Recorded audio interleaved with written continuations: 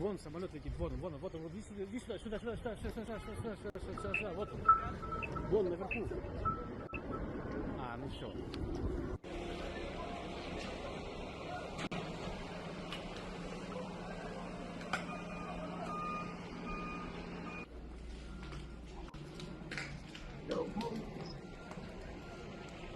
Hold up. Yo, bro, just got this thing up.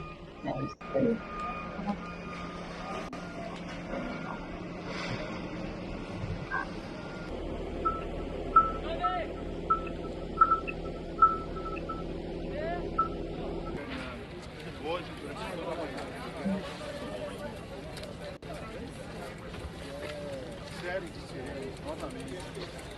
Qual foi o carro que luz abrindo?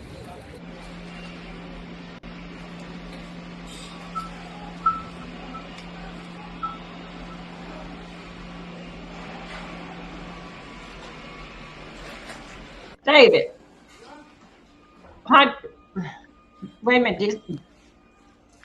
What David say? Add him on my Discord. Wait a minute. Hold on a second.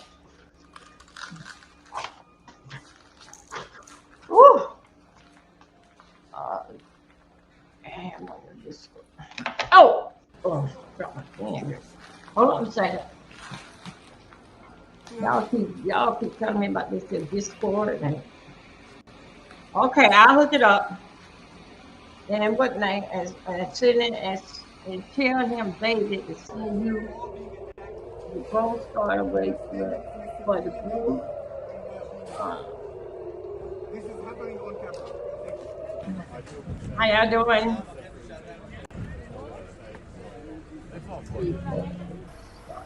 Oh, that's David. All right.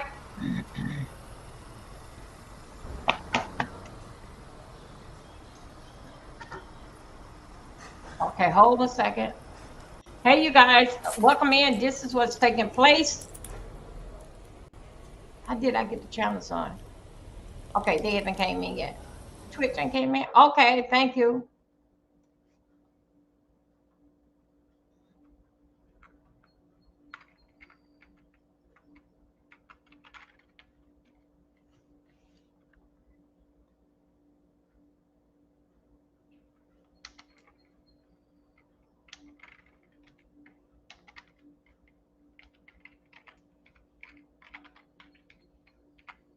Okay, hold up.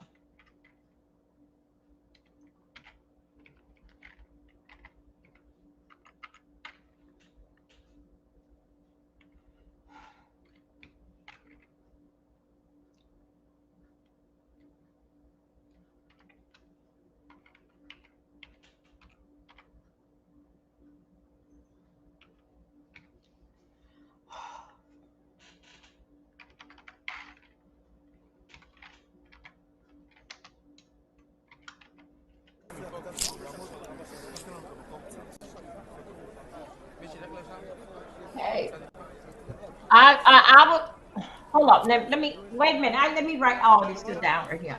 Mama? Posso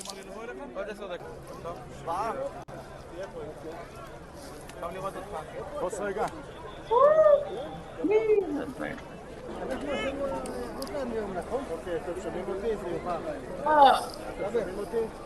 Wait, man, let me get the phone. How y'all doing? I know y'all can't see that large, but hold on a second. In a second from now, and that's what they've done to their people for almost 50 years. They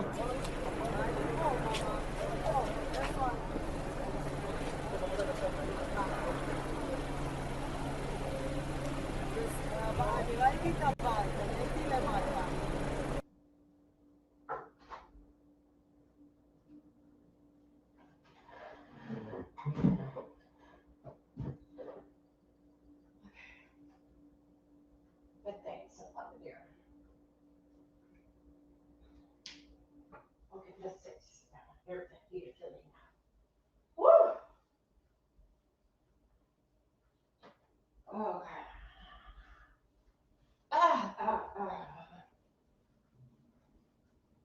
Just 1 second, you guys. Oh.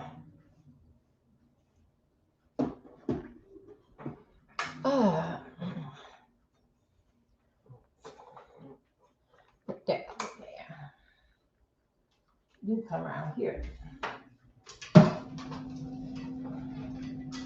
Ooh.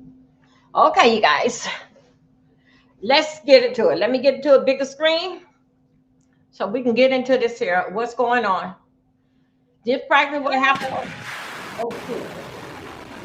Nice situation. This is from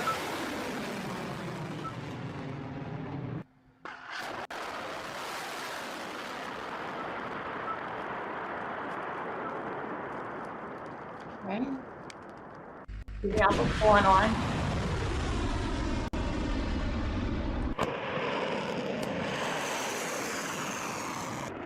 How do I take this now?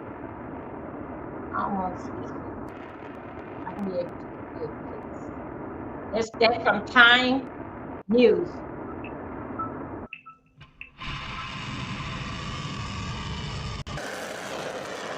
Wait a minute, I'm gonna do it. Take it down. Almost done. Here we go. How y'all doing?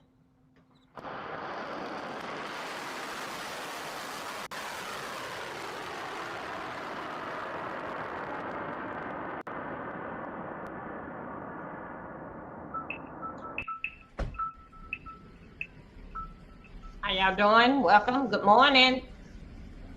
Вон самолет летит, вот он, вот иди сюда, сюда, вот он. Вон наверху. А, ну все. What?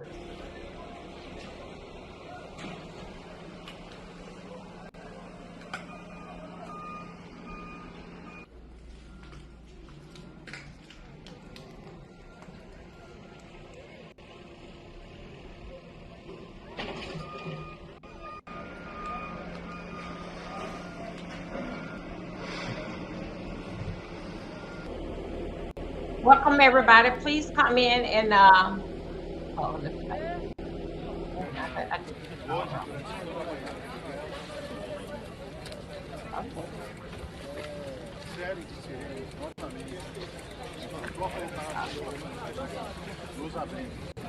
me just put that up here.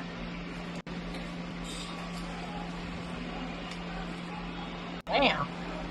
Oh my goodness. Oh my goodness. Oh my.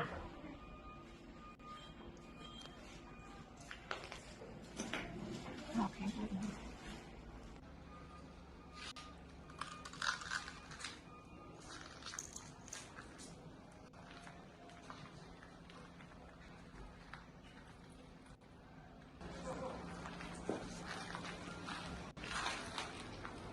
No.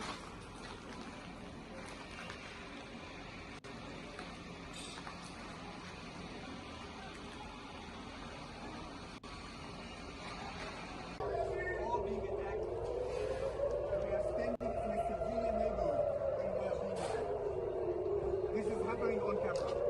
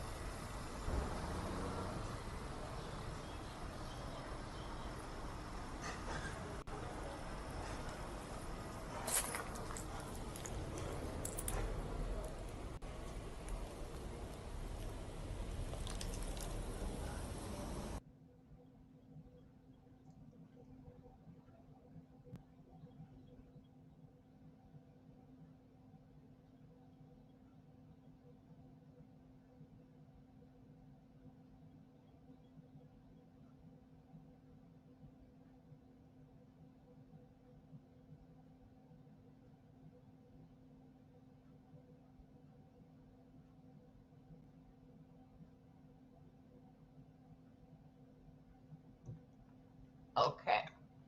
Let me move. Ooh.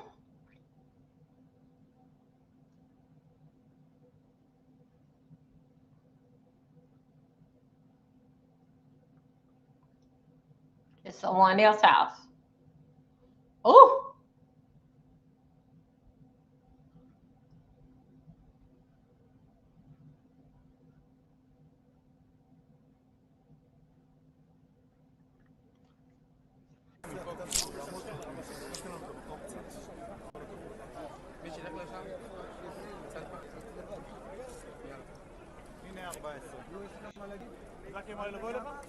מה? פוס. עוד 10 דקות. טוב, שבעה. תהיה פה, טוב לראות אותך. פוס רגע.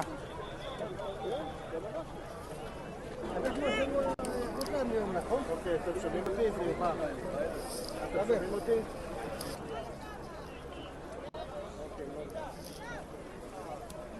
תתחיל אליי. שים את ה-14. In a second from now, and that's what they've done to their people for almost 50 years. They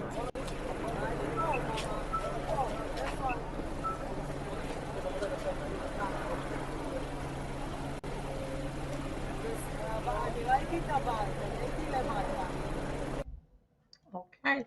Woo!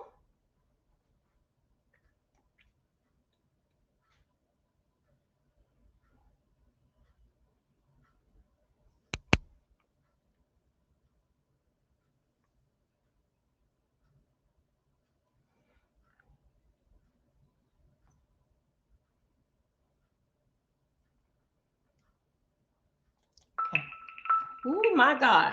Let me go back here, up here.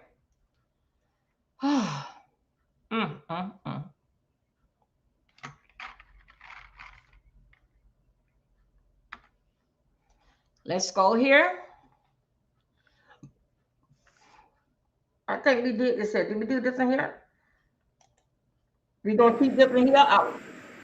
We're going to keep our eye on this in here. This is what time that it is. Yes. This is what time that it is. Stay tuned to the live. Okay.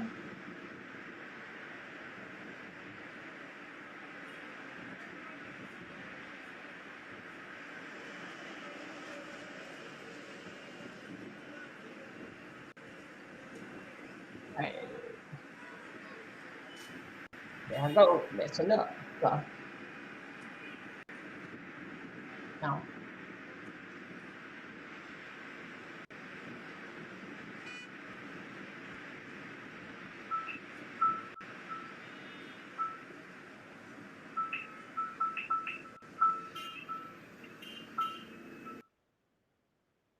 Okay, here we go. Let me go right in here. I got that there. I meant you guys, I got that there. I got to get another one right here. How y'all doing today? How y'all doing today? Here we go. Let's hear exactly. Do you want to hear this here?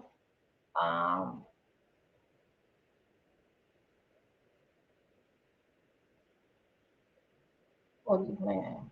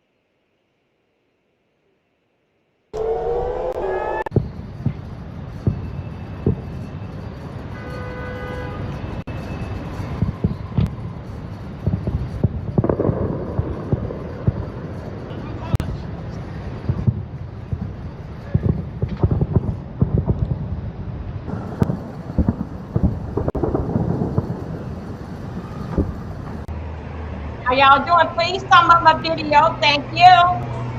Thank you, everybody. Come through. Come through, everybody. Come through. Please like my video. Leave me a comment.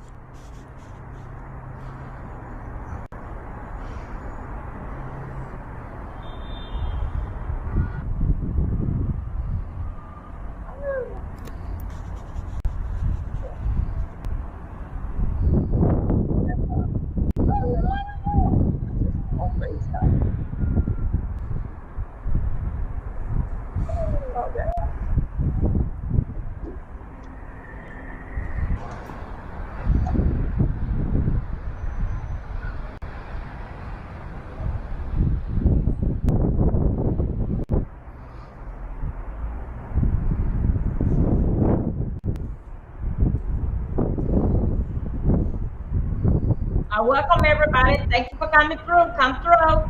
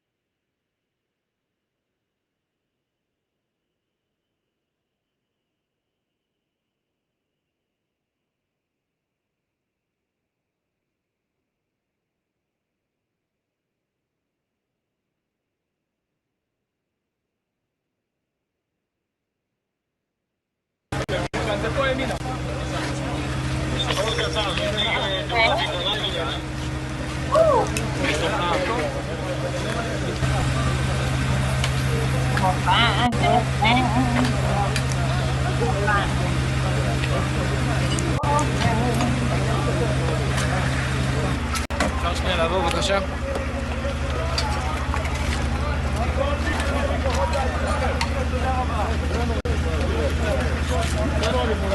We're here in a destruction demolition site in the middle of Ramat Gan, a civilian area that was attacked by the Iranian regime and destroyed a lot of buildings and hurt innocent civilians who were sitting in the houses eating their Shabbat meals, and suddenly a missile hit their house and some of them were injured, some of them are trapped, and we are here to rescue them and take them out.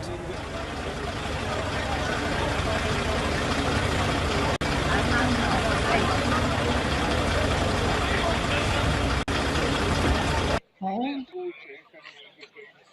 Let me check. So you guys just hold on with me. Let me go. Wow.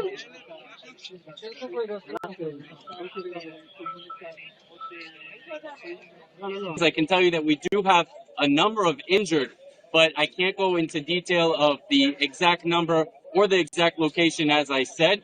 What I can also tell you, though, is that the Israel Police Bomb Disposal Units are here on this site and multiple other sites. They're some of the best in the world. We're doing everything possible to ensure the safety of the public. We just ask for the public's cooperation. Do your part.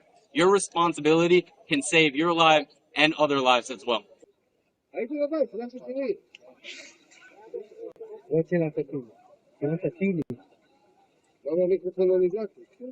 אחי, יש כבר סט חדש?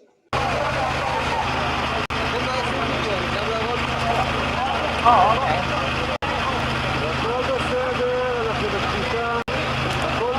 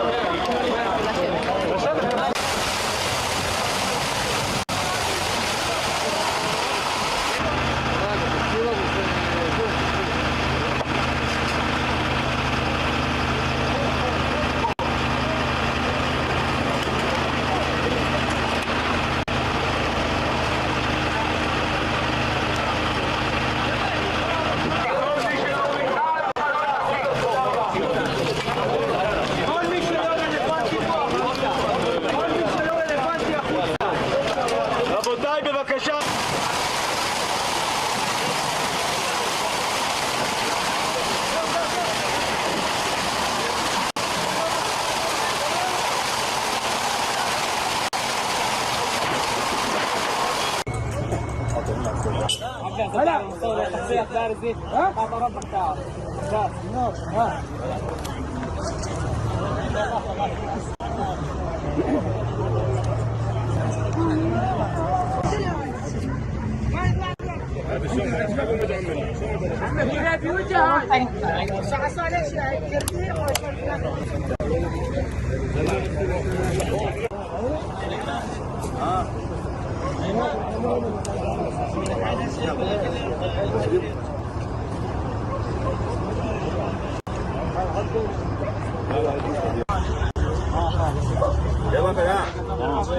انت بعد شدة قدام مشي وحشة.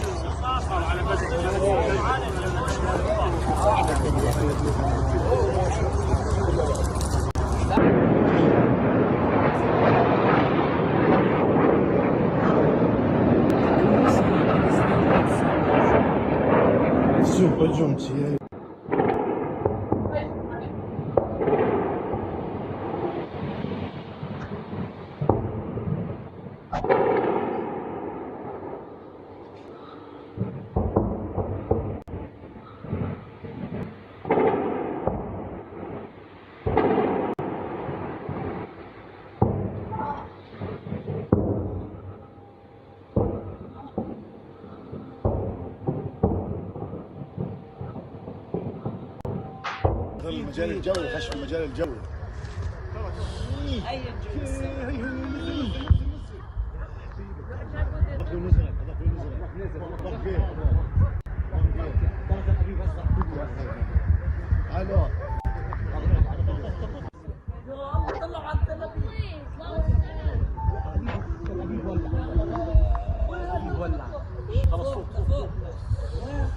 اطلع على السطوح ورا مليان اطلع على السطوح في ورا مليان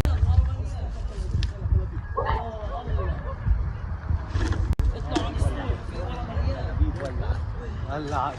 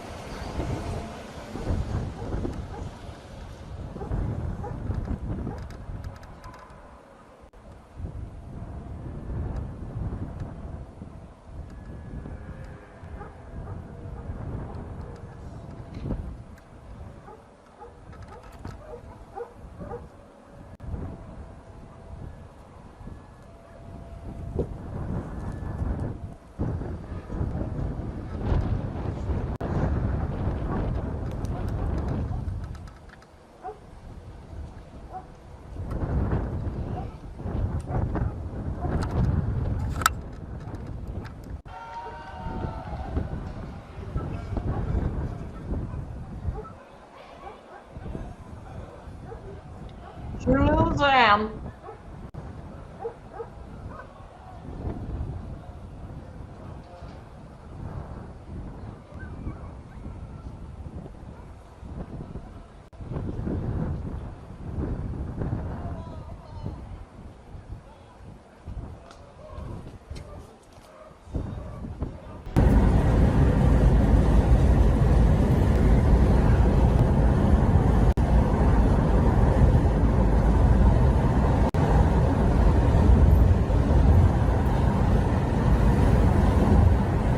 No.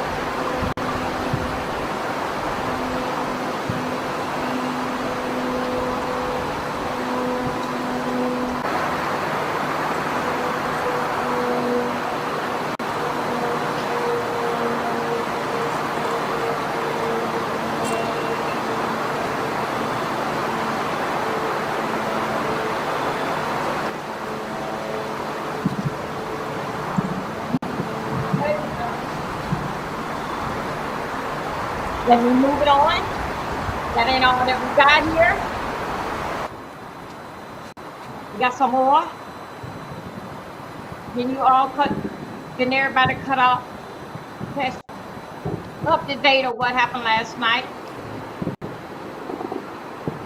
Let's see how we doing there. Good.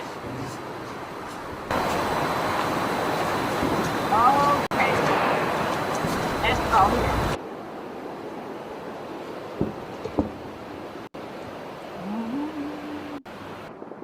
Okay. Big screen.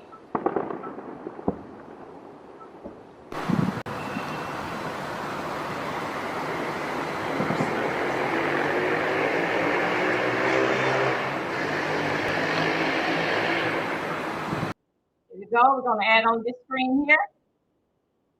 That's what's going on. How y'all doing it? Hey! And that's how you know, boo. How are you doing? Let me put that right there. Okay, let me come on. Hey, boo. Okay. Y'all, I'm gonna be getting my I'm gonna be doing my Discord, okay? Be very soon.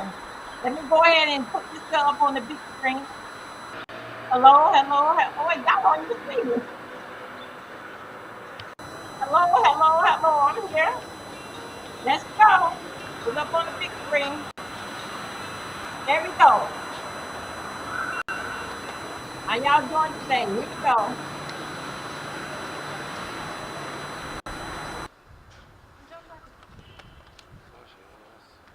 Welcome everybody. Thank y'all for coming over. Please like my video. Thank you.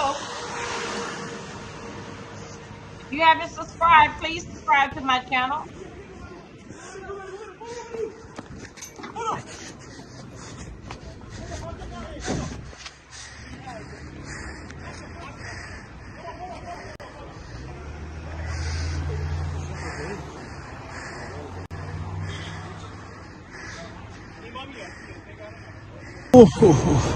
Ya benim numaram.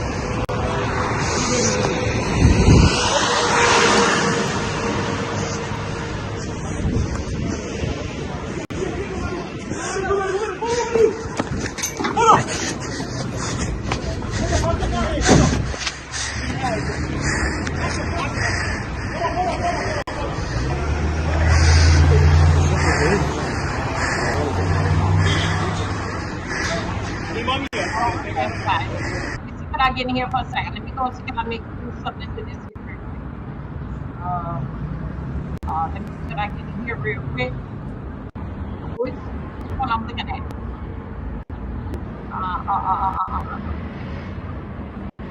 Which one I'm looking at?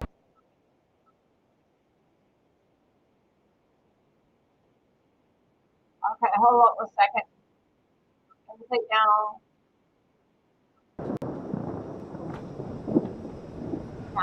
there. Here. I thought I took all that down. Hold up a second. Thank you. Peace be with you too, my dear. Okay, I think so. That's the best I can do with that.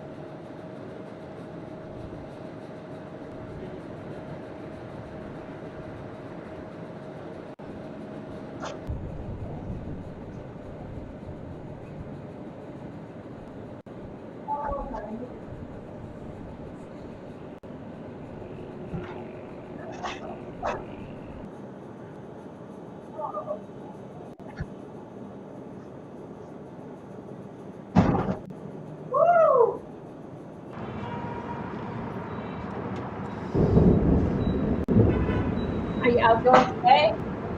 Here we go. Let me give you something else. Whew. Thank y'all being for joining me. Hey, here we go. Okay, wait a minute.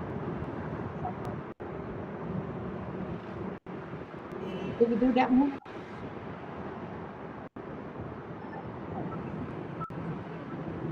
Wow. Wow. To help us. But remove it. Now, here's the thing. When I saw this Trump thing, because I missed this yesterday, I wasn't on yesterday. I'm going to be scanning throughout the stream too, like if I see anything pertinent. I'm going to open my emails too to see if you guys have sent anything over. Give us an update on how this one's going, Mr. President. Do you have someone in mind right now? Because you said all the people you did have in mind have been taken out. What do you? Well, most of the people we had in mind are dead. So, you know, we had some in mind from that group that is dead. And now we have another group that may be dead also, based on reports. So I guess you have a third wave coming in. Pretty soon we're not going to know anybody. That's very reassuring, sir. It's times like these where I really wish Charlie Kirk was still with us so that he could maybe This was so interesting. send off a text message. This was so interesting. You guys ever seen this clip of Charlie? I was listening to this right before I jumped on. I was like scanning stuff. Morning. This is like, I was like, oh crap. And this goes to the whole thing about regime change, which they say never works. I don't know. Has it ever worked in history? I guess not. Message or make a quick phone call to the president and tell him things like this. We are just going to take out the Ayatollah. Oh, really? What comes next? What comes after regime change? might be, oh, well, we need a small number of U.S. troops to support the new regime. We have seen this play before. Regime change, you have no idea how this is going to work out. You have no idea. This may go, hopefully will go, probably will go smooth or in Iraq. So far, at least, there are no soldiers on the ground. We put over 100,000, I think 150,000 soldiers on the ground in Iraq. It's all because they forget areas. But that doesn't mean that we're going to talk about the immense that Israel has over America's foreign policy and how a lot of these military actions and wars in the last few. Okay. Oh, Laura Loomer. Oh man, I was watching this video this morning from Schroyer, and he's pissed. Oh, he's not happy. He was that's the guy that worked with he worked with Alex Jones, and I guess he quit. And he's not happy because he was saying Laura Loomer has the ear of the president and she calls him and blah, blah, blah. A lot of people are not happy about that. Laura Loomer. I don't know if you guys have heard about this too. This is kind of crazy story. One of the soldiers that was killed, the American soldiers, they said the soldier was days away from returning home to her family. Isn't that crazy? Imagine that, just a couple days away and killed. Okay. Okay, you guys, I'm gonna go ahead over here. I'm gonna go ahead and check our brothers and sisters out over here on X, because I know they have a lot to say. First Sergeant Class Nicole Armour. Okay, let me see. Let me get us crazy. Let's get us here on X, because I know they got a lot to say. Thanks. Oh, this was kind of nuts too. I heard about this. Let me fix. I want to get two window screens going on. Part of the stuff that I've been working on is making things like smoother for me. No, exactly what you mean. And easier if possible. Yeah, no. Let's see, it'll be up there. Okay, we're done. Get this out of here. And so any little thing that makes the stream smoother on my end and your end, I know. we're doing it. Okay. We do one more. Let me get this here. Oh, do I have X right here?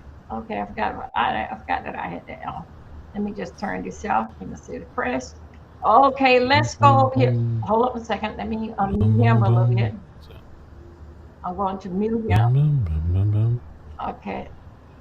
Hold on a second.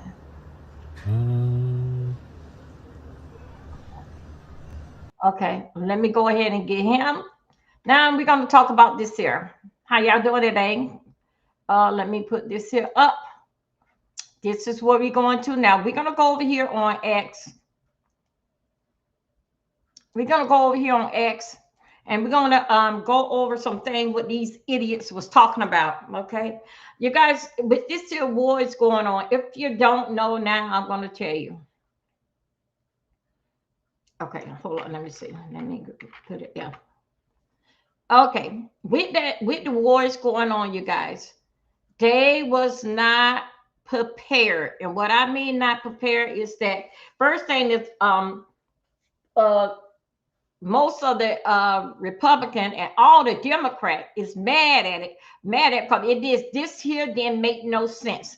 Whatever that they were looking for, weapons, they did not find it. Did in fact with the last presidency that been in there, let's say with, well, you know, Biden, he was in there. Biden, Clinton, and we had Obama. This thing here is about this here guy here. Reason why that they went off the old man, I'm gonna put it like that. Reason why that they, I know that's not proper to say, but anyway, just deal with me one moment. Reason why that they went after him simply is the fact, wait a minute, hold up, something, got something here on Fox News. Wait a minute, let me see what we're gonna cover here on Fox News. This is 1 hour ago, Fox just put out, just 1 second. Okay, let me turn it on. Let's go. Hold up. Fox just put this out 1 hour ago. 1 hour ago.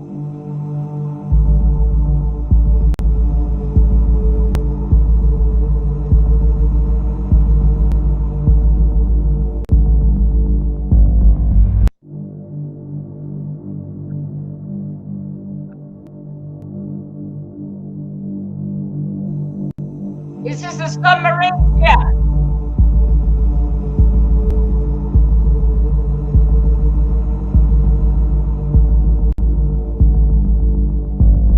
Go here. Okay, let me go over here.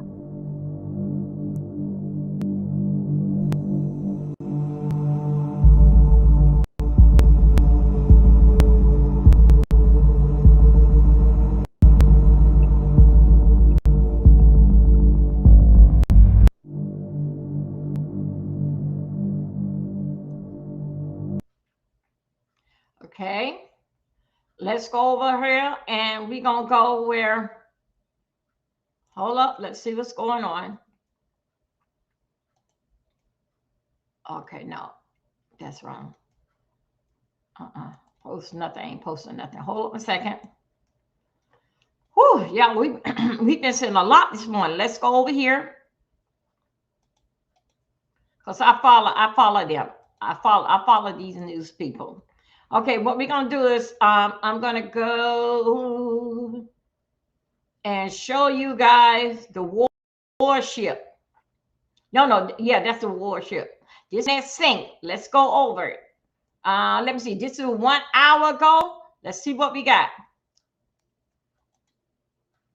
Let's see. Okay, let's talk about it.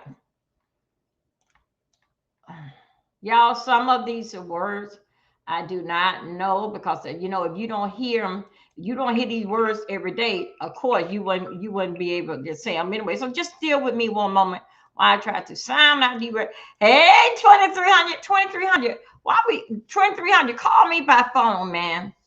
Call me by phone because me and you need to talk. Me, you, and Sparkle, we need to go somewhere and not be bothered with anybody else. Okay, because I've been hearing James talk about the cruise the past week or two. Okay, so anyway, let's go right here.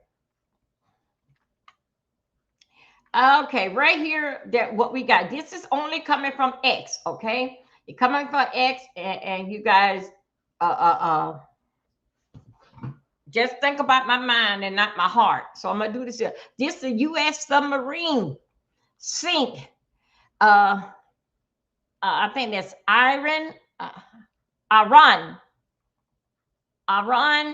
warship in India Ocean, Defense Secretary says. Okay.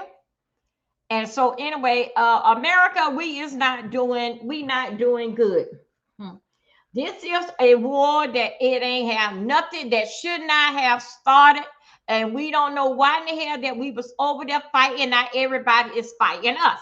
Okay. Everybody's fighting us. Donald Trump words that he said Saturday morning is that this is what the army people signed up for, that they'll die for this country. Some will come back home and some will not come back home. Nice president, but where your goddamn children at? Where your damn children at? Anyway, so far as what I have, last time I have checked, it only been 6 died. And what we was looking at a few minutes ago, on the other content creator on Did in Fact with his story, he said that one, I think it was a female, what he just showed, said that was on their way home in a couple of days. Anyway, what a sad way to go home in a box. So anyway, what you see right here, what is taking place, and this is what I think this is what the submarine dealing with America. Them people is not playing with American ass. Them people had been piped up, ready for Donald Trump. Them people been on goal before they even said damn start. Okay? Ready for Donald Trump ass. They know that he's an ain't shit person. He's an evil damn person. And only thing that he want is basis the oil, because that he is going to be rich. And we still at the pump, and the pump is still going up, the gas. So I say for each and everybody that they thought this here, Donald Trump, he didn't think it out. And I'm here to tell you today, it was at least 3 of them knew that this here was going to go down. Because Donald Trump is all about mouth. He never lifted a brick or nothing. Get the heavy thing that he ever lifted was an ink pen. Okay? Everything, I want to call you guys' attention. Everything what Donald Trump has said, what he's going to do, everything what he said, as we know, he flipped the script. Those that Donald Trump, them was the first, that whole band was the first one that they sent back to Cuba. That we want Donald Trump, we want Donald Trump. And they was the right there, that band, the one that was singing that, and them girls were switching their hips. Guess what? They were the first one that Donald Trump sent back.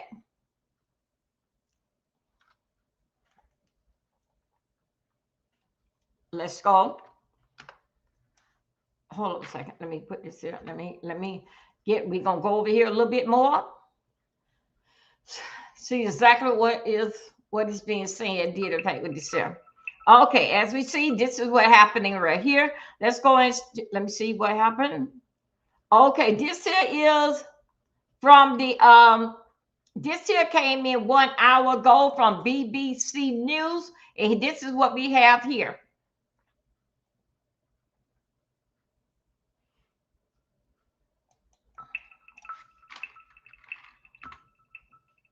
Here we go. This is the part of the this is from the satellite. This is from the satellite image showing that the Navy, the Iran Navy and nuclear clear site hit by the U.S. as Israel strike. So as we're looking at all this debate, now when this happened, I would say doing as did in fact with the night. So as all this here goes on, these pictures are just coming in. Now this is what America went and did over there to them, okay? And all this is coming from BBC Verified, but they is what their satellite image got up where that that it shows that Iranian Navy and nuclear clear site hit by the U.S. in U.S. Iran. Oh God, these y'all. Let me tell you something. These names here, and if you know it or not, they came from the Bible. These names here, and please, you guys, if you have not subscribed to me, please subscribe to Dovin Milton 3 and Dovin Milton 4. Okay. 4 is got what me doing the workout. 3 is basic is what I'm giving you here. These words here was in the Bible, and it'll show in the Bible how the names will switch, how they change out the name. But most of these that's in this here war, those are names that's out the Bible. How y'all doing today? Okay, let's go. Let's go and get something else. We got a okay, yeah, you're talking about Iranian. That's what I got it right. Iranian war ship in Indian Ocean with torpedo Defense Secretary Pete. Oh God, Pete Haggerty says look like y'all know his ass. You know his ass is. His ass, he sound like a damn drunk. All of them sound like a damn drunk. Trump don't war these damn people out there. Everybody don't start damn drinking before it's even 5 o'clock. They have to take them a drink to go to damn work, while they at work, then bring their ass home and make sure they get loaded because they don't know what the hell they gonna come into tomorrow. Nobody cannot sleep. Nobody cannot close their eyes because if we close the eyes, we don't know what the hell is our eyes gonna wake up, or we gonna wake up with a room full of smoke, or we gonna wake up with a bunch of rocks on top of us, and they're gonna have to dig us out. But what this man failed to understand, ladies and gentlemen, what he failed to understand is that this here, hold up, I got to come in here. I got to come in here for 1 second here. Hold up, wait a minute, hold up. Let me get right here. But we're going to do some more on this. Stop sharing. How y'all doing today? What this man failed to understand that this here going to go against him in November. You guys, We need to get out there the same way how that is. This is not no color in this situation. This is American problem. We got to get out there like how we did with Obama. If we got to stand in line right now, let our vote be heard and counted. Because this damn man is on bullshit, on top of bullshit, then his damn ass is gonna damn die. And all this is shit. Everybody, one damn man destroyed the whole damn world. Isn't that something? Then for what I hear this morning, someone dropped the content creator. I was in the chat base taking notes. Someone dropped the content creator a cash app. Guess what the cash app said? Donald Trump, y'all know about it. He was trying to sell Bibles. Trump Bible. Now the truth was told about their leader that Trump is God. Said that God and Jesus anointed Trump, that Trump is God. This is what those troops that over there, those are children. Some of them ain't never had babies before or never had sex before. And I'm pretty sure it ain't nobody over there that is 30 years old. Haven't even lived life, or life haven't even started. Only thing that those kids know is 18 years of their parents taking care of them. After the 18 years, they went into the service. They ain't never got to feel how to feel to live on their own. They have not felt that. And guess what? And you're not going to feel it, but you sure not going to feel when this explosion comes. You're going to see heaven then. So anyway, the troops, the leaders that over the scout, the kids dribbling, nervous and trembling, waiting for this thing to be over with. So anyway, the kids was told that don't worry about it. Trump is God. God, Jesus, the Lord, Jesus, God and Jesus appointed Trump as the next leader for God. So it doesn't matter. Trump going to heaven. Trump is going to heaven, and they going to heaven too. In order for to cool those troops down, they told him that Trump was God. God came down and told Trump, "You are God." Now I didn't see him.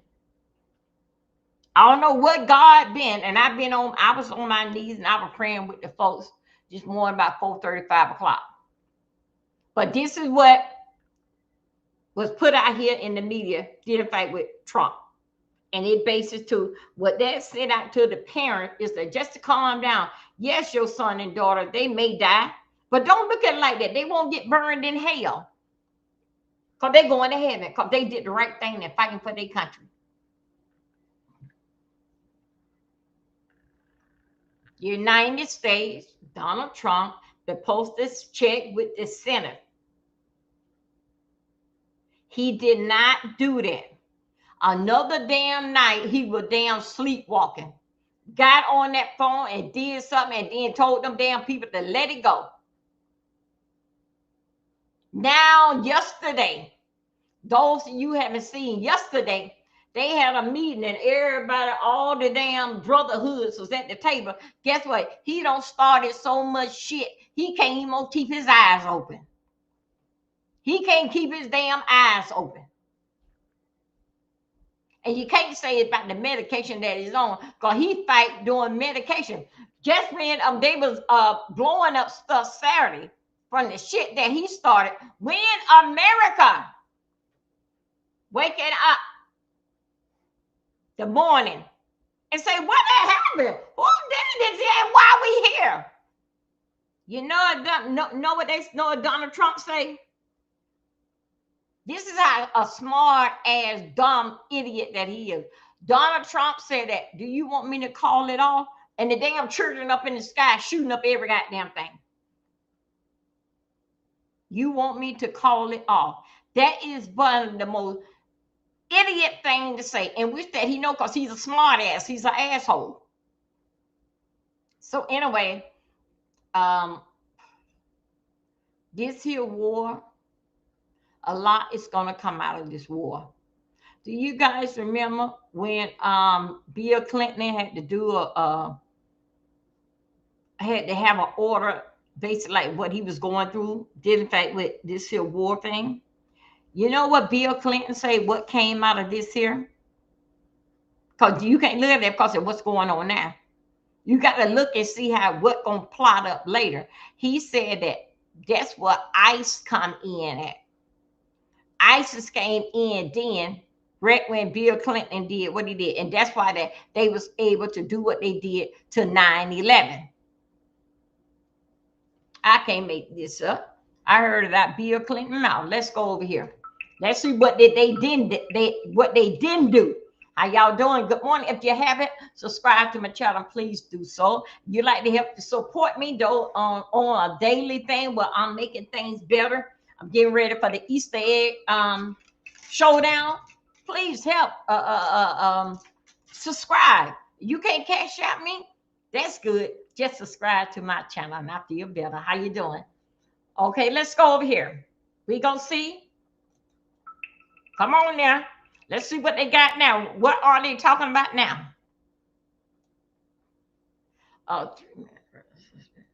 Okay. Y'all, I think so that we want to hear this here. This thing here is coming through. This is some breaking news that came in 3 hours ago from BBC breaking news. 3 men arrested on suspect of spying for China in London and Wales. Y'all, everybody is basically going on their own mind and their own damn understanding.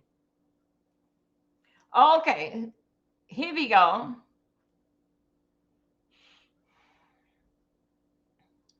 Okay, here we go. This is what they are talking about right here. This is Scotland Yard. Okay, never heard that before because I really ain't never been nowhere. Okay, this is, oh, let me get my people over here. I'm sorry. We over here on the Scotland Yard. Okay, this is what we're looking at right here. Let me put it on here. Okay, this is what we're looking at, y'all. Where am I? Why y'all don't see me? Hold 1 second, girl. And boy, let me get you right here. Let me get me right here.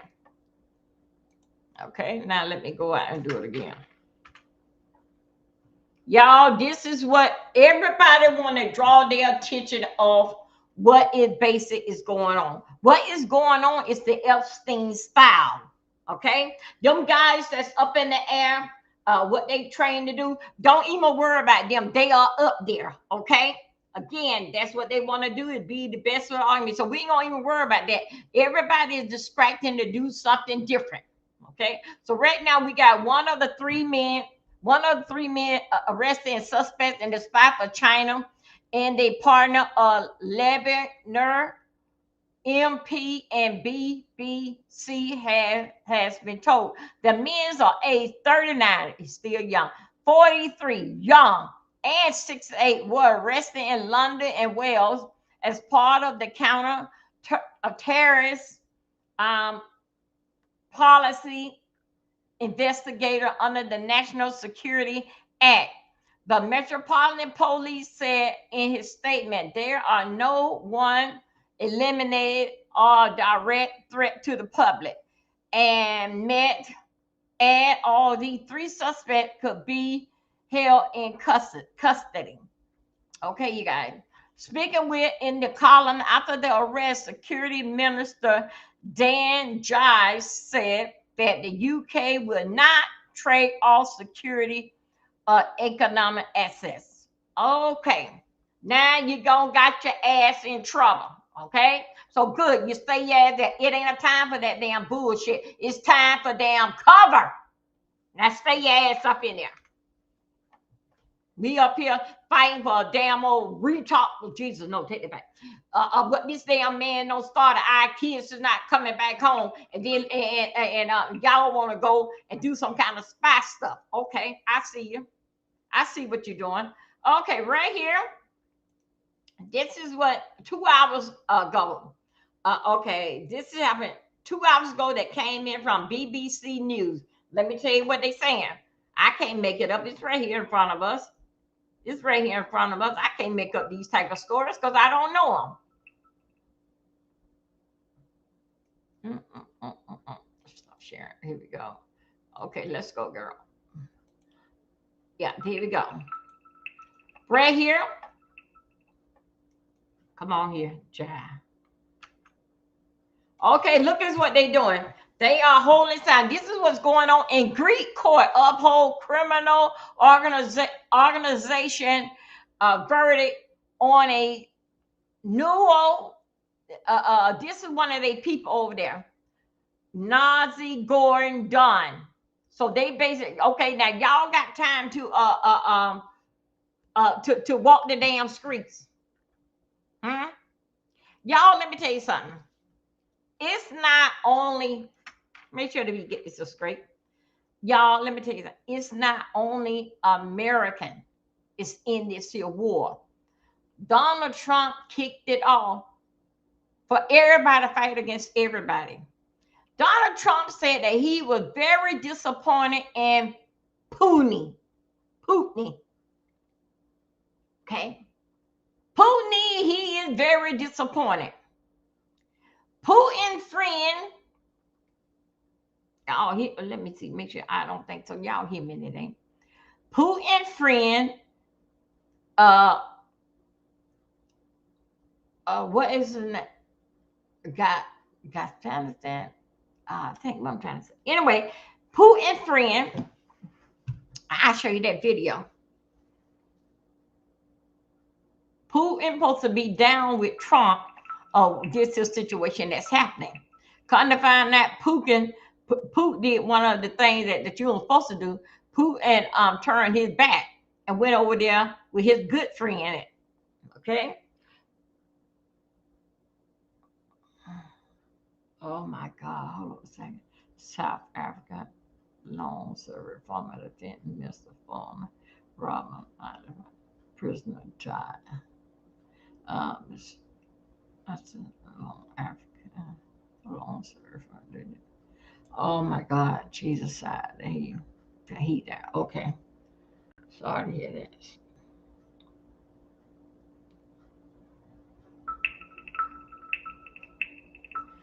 Okay, here we go. I'm seriously gonna talk. This is dealing fact with Spain, y'all. We are out here with we like a fish out of water, right? We like a fish out of water. Dealing fact, we didn't see a damn man.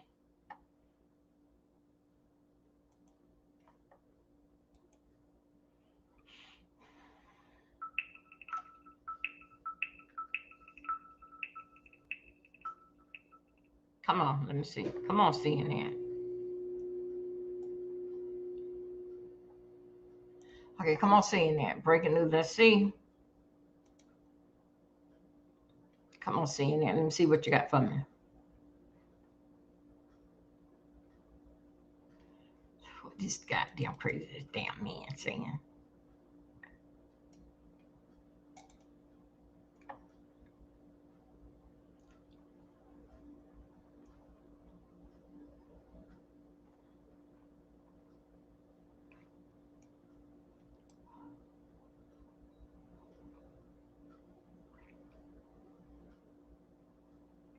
Okay, let's go over here and see what's going on with the trial, ladies and gentlemen. Let me bring y'all back focus in. Hold on a second. Bring you back where we are at. I don't want to spam. We out of this spam. Okay, we out of there. We out of there. Now I can go right back in here. Going right back in here. Oh God, I really do. I got to go and get something to get this y'all. Okay, let's watch this here. How y'all?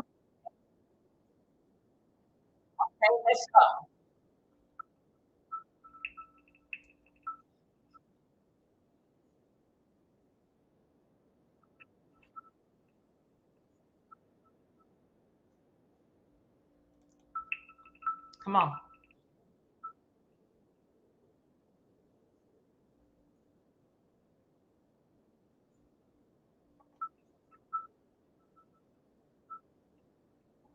How y'all doing?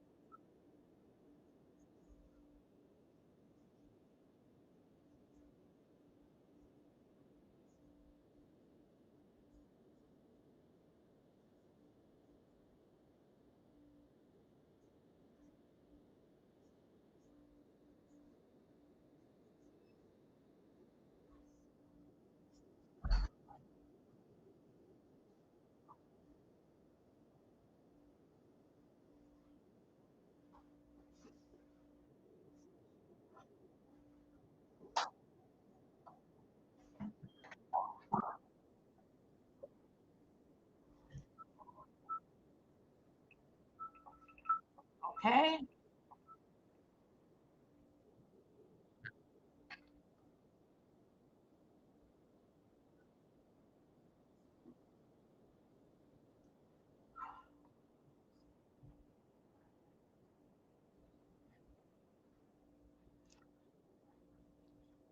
Okay, here we go.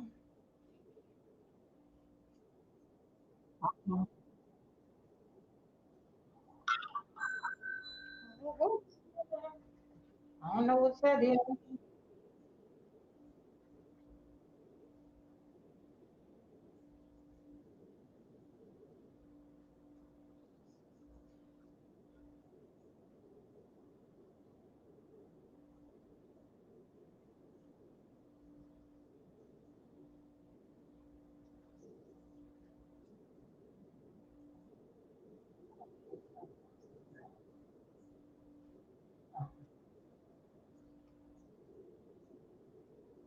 Uh-uh.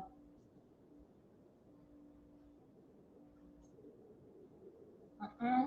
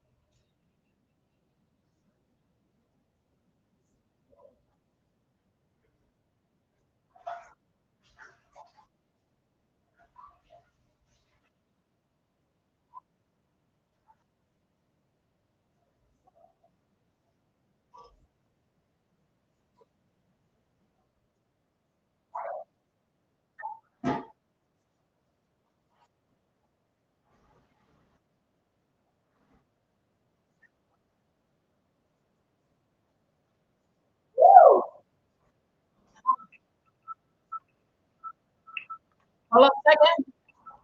How y'all doing, scooters? Woo! How y'all doing? We good? Oh, shoot. Wait a minute. Hold on.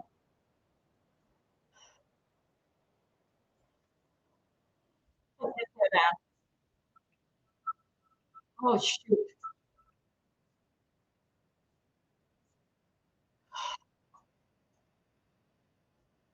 How y'all doing? Let me see.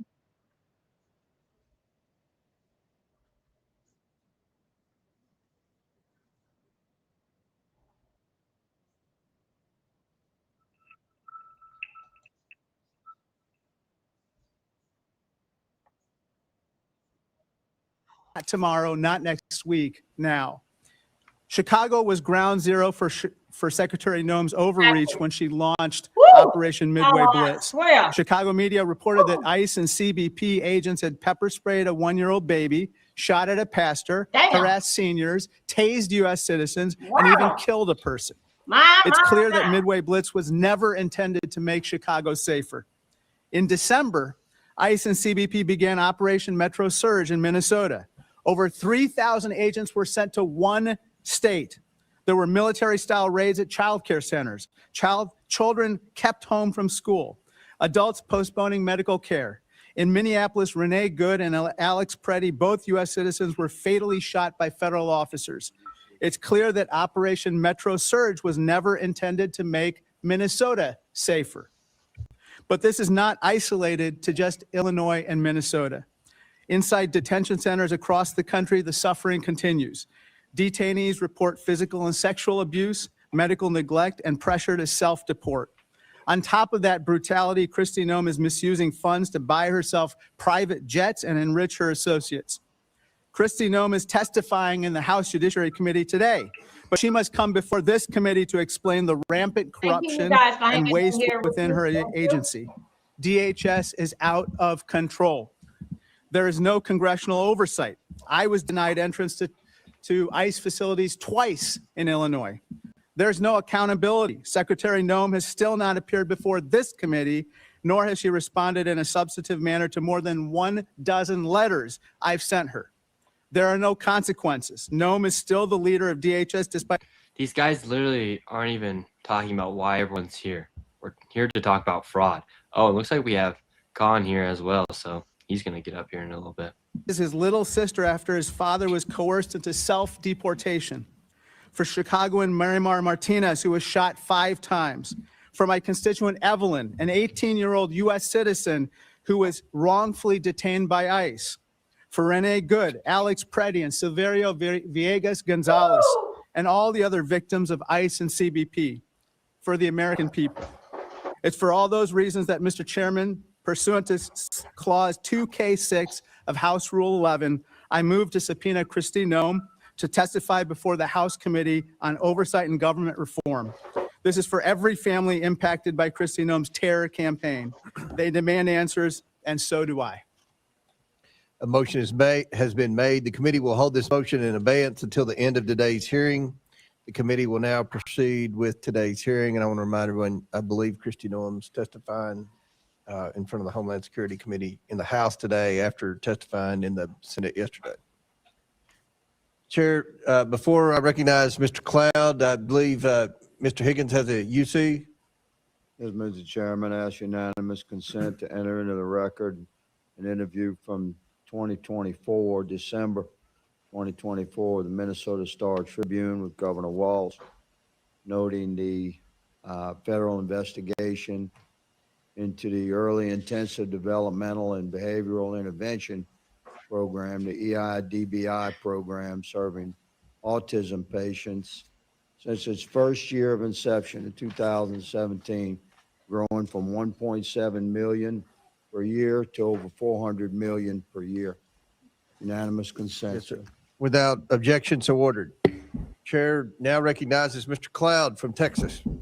Thank you, Chairman. Thank you for holding this hearing. This hearing was designed to be a hearing looking into the massive expansion of some of the social programs and the fraud that was contained therein. But Reverend Tolgard, I was struck by part of your opening statement because you invoked Matthew 25, and that's a scripture we see tossed around a lot up here, but often without context. And so I went and got my Bible and thought we'd dig into Matthew 25 for a minute. The scripture you invoked was Matthew 25, 35 through 40. It ends with this. It says, "Then the righteous will answer to him, Lord, when did we see you hungry, feed you, or thirsty and give you something to drink? And when did we see you a stranger and invite you in, or naked and clothe you? When did we see you sick or in prison and come to you?" And the king will answer to them, "Truly I say to you, to the extent that you did to one of those brothers of mine, even the least of them, you did this to me." I would ask you, who's the you in that passage? Thank you for your question. You, meaning all of us, the followers of Christ. Followers of Christ, right. In Matthew 24:3, it says, after Jesus was sitting on the Mountain of Olives and the disciples came to him privately, and then they asked him, that began this whole chapter. Now, what Christ didn't say was to lobby your government. He said, if you have, you give. That's the general biblical principle here. 2 Corinthians chapter 9 gives us probably the best scriptural understanding of what charity is. It says, each of you should give what you've decided in your heart to give, not reluctantly, under compulsion, for God loves a cheerful giver. Would you say that taxes are under compulsion?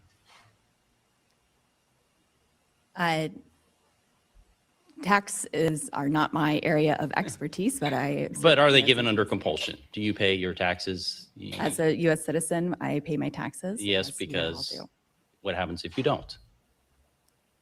We don't have the services that we need to support our. What happens to you personally if you don't pay your taxes? You get in trouble. You get in trouble. I would say that's under compulsion. So if we're talking about what charity is, I'm always amazed in DC how much of we get to define our personal worth as a politician or statesman or whatever you want to call us by how much of other people's money we give away.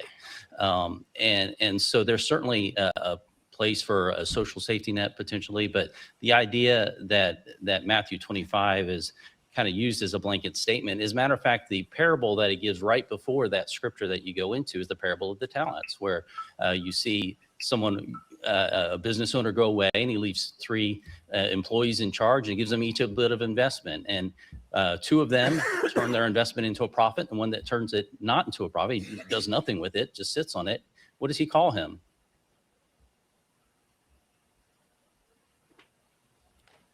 You're a pastor, right? Yes, I am, sir. I don't have. He calls him a wicked and a lazy servant. And so, scripturally speaking, God expects us to do something with what he's given us. Now, Romans 13 talks about the purpose of government. Scripture is replete with Bible different study. institutions that each have a different thing. The primary job of raising our kids and taking care of our bring it families up. and the institution of the family. The government has a different one. It says, for the one in the authority is God's servant for your good. But if you do wrong, be afraid. For the rulers do not bear the sword for no reason. They are God's servants to bring agent of wrath on the wrongdoer. Would you say that someone who commits fraud is doing wrong? We all are against fraud. Right. Is fraud theft? Would you agree that that's theft? Yes. As the 8th commandment says, thou shalt not steal. Would you recommend that someone in your church go into debt to give an offering in your church? No. Okay, so we have a massive program of fraud that's being paid for by taxpayers, and it's not really us paying it, it's really our kids and our grandkids that are paying it. And yet we continue to see this massive expansion, all under the taken out of context of what charity is being defined as.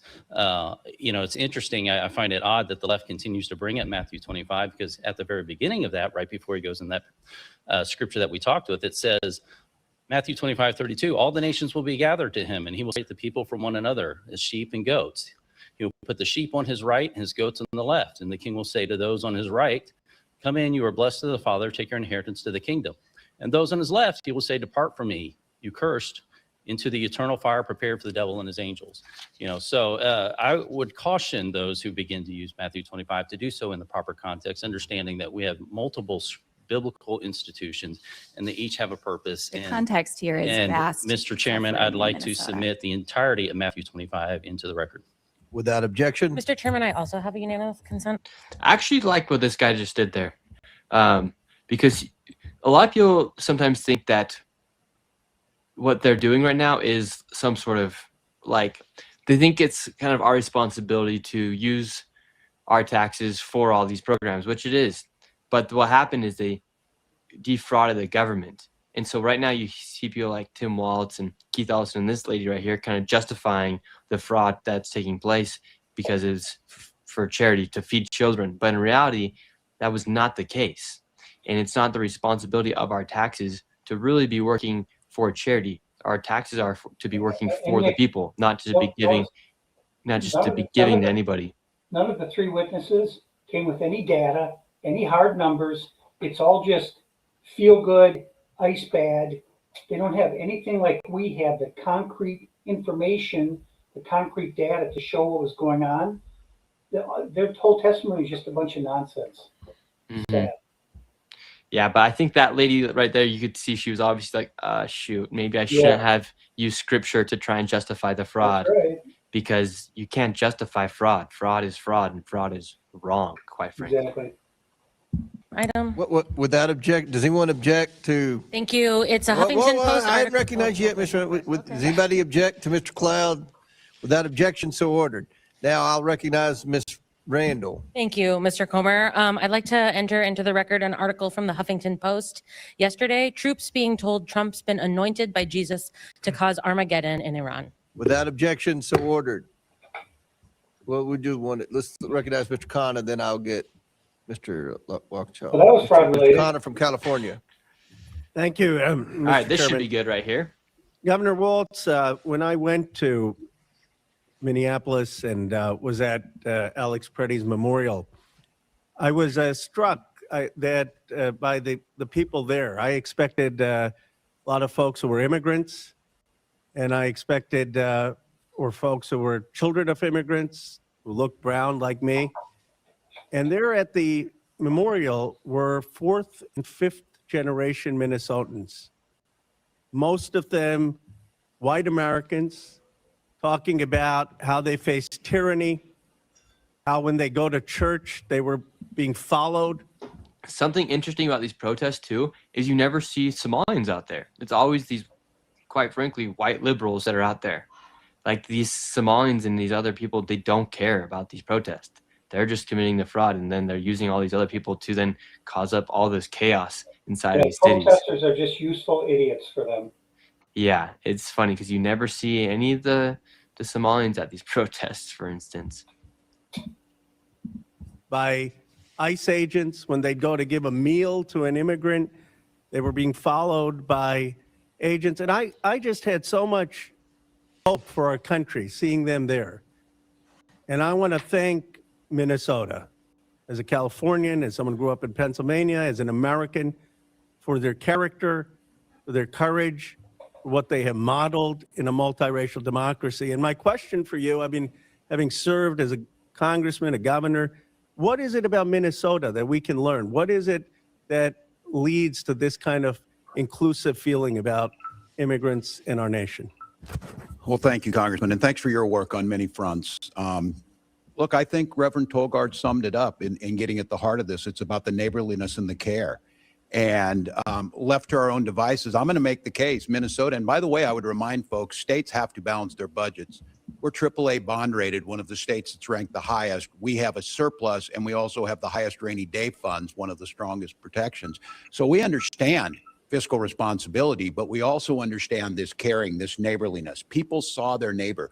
I believe our politics can change with that idea of what the next door neighbor looks like. Now, I will have to tell you, Mr. Khanna, I was deeply concerned last year when the Vice President of the United States mentioned he can understand why people wouldn't want to live by somebody who's not like them, which seems to go against our entire ethos in Minnesota, whether it was the first wave of Norwegian and Swedish immigrants that came to Minnesota, German immigrants like my family, or whether it was Hmong coming after the Vietnam War, or Somali and other East African immigrants to our country. And I think it's this sense of working together. There's a reason that we rank at the top in healthcare. We rank at the top in personal incomes. We rank near the top in home ownership. We rank near the top in happiness. Because this idea that we're all in it together and that we believe everybody should have a chance. So I think it's an ethos, and it gets into our politics on the secular side. I believe as an elected official that I shouldn't give a sermon, but I should attempt to live one. And one of our politicians, Paul Wellstone, talked about we all do better when we all do better. And that's what we do. And I know that is true to a certain degree in other states, but I see folks making the claim that, well, you wouldn't have any fraud if you just cut all these programs, if you just zeroed them out. That is true. If we did not provide food for our children, no one would steal from that program. But there would also be a lot of hungry children. And what I'm asking for and acknowledging the accountability, we need to put program integrity in. So I think it's a neighborliness. I think it's a historical point about caring for your own. And I think it's a clear understanding that if your neighbor does better, you're going to do better. Well, thank you, Governor. And obviously, fraud matters and budgets matter. But what really matters right now in this country are values. And I really appreciate your sharing that. That is what's caused all this. Is that this guy basically just said that they don't really care because it's about values.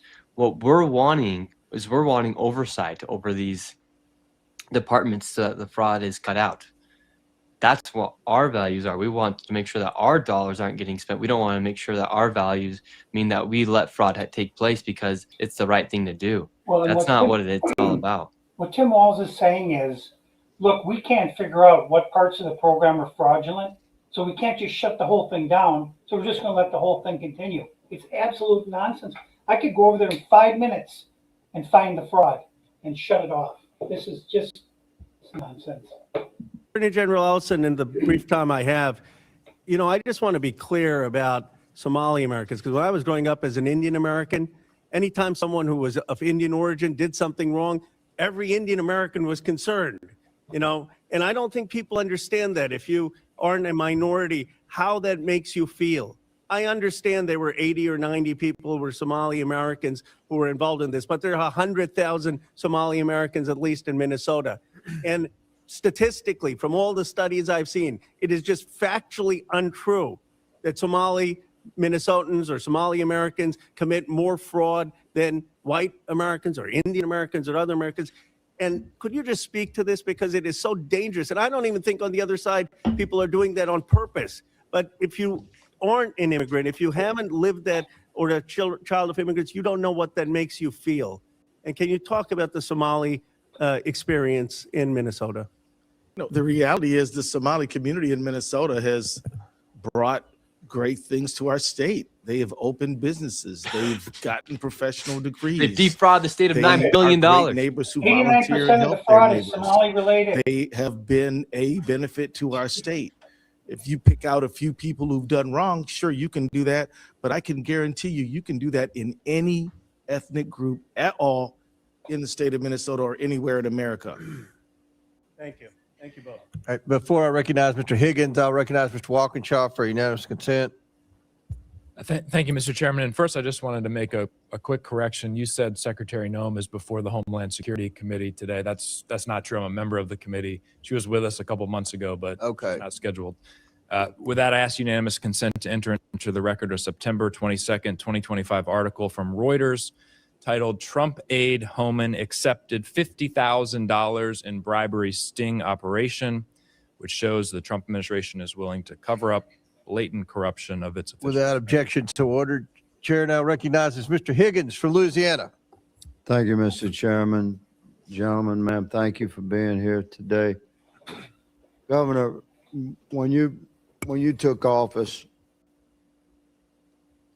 this fraud had already begun. Is that an accurate assessment? That's accurate, Mr. Yes, Higgins. So How does he know that?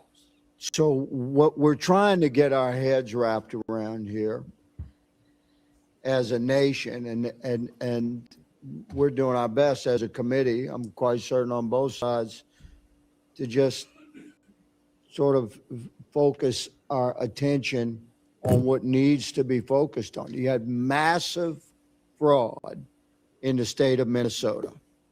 And when we started looking into waste, fraud, abuse, and theft across the country, Minnesota surfaced as a wow moment for the entire country. So naturally, we look as a citizenry to, well, who's in charge there? And my old friend Governor Walz is in charge. And the truth is fraud had begun before you took office. So it's a reasonable question, Governor. What you noted in many interviews, I'm not going to go through them ad nauseum. You were aware of this level of fraud and investigations, and yet it seems like nothing was done until the Trump administration reestablished itself in a second term, and we began broad investigations into wage fraud, abuse, and theft, and Minnesota popped. So would you please, I just give you a minute to respond. Yeah. Why didn't you do something sooner? I know some people were put in jail. I know there were investigations, but there was billions and billions and billions of dollars being stolen from a pretty concentrated demographic in your community. And this demographic is a significant political supporter for you and your party, good sir. So I just ask you, please explain.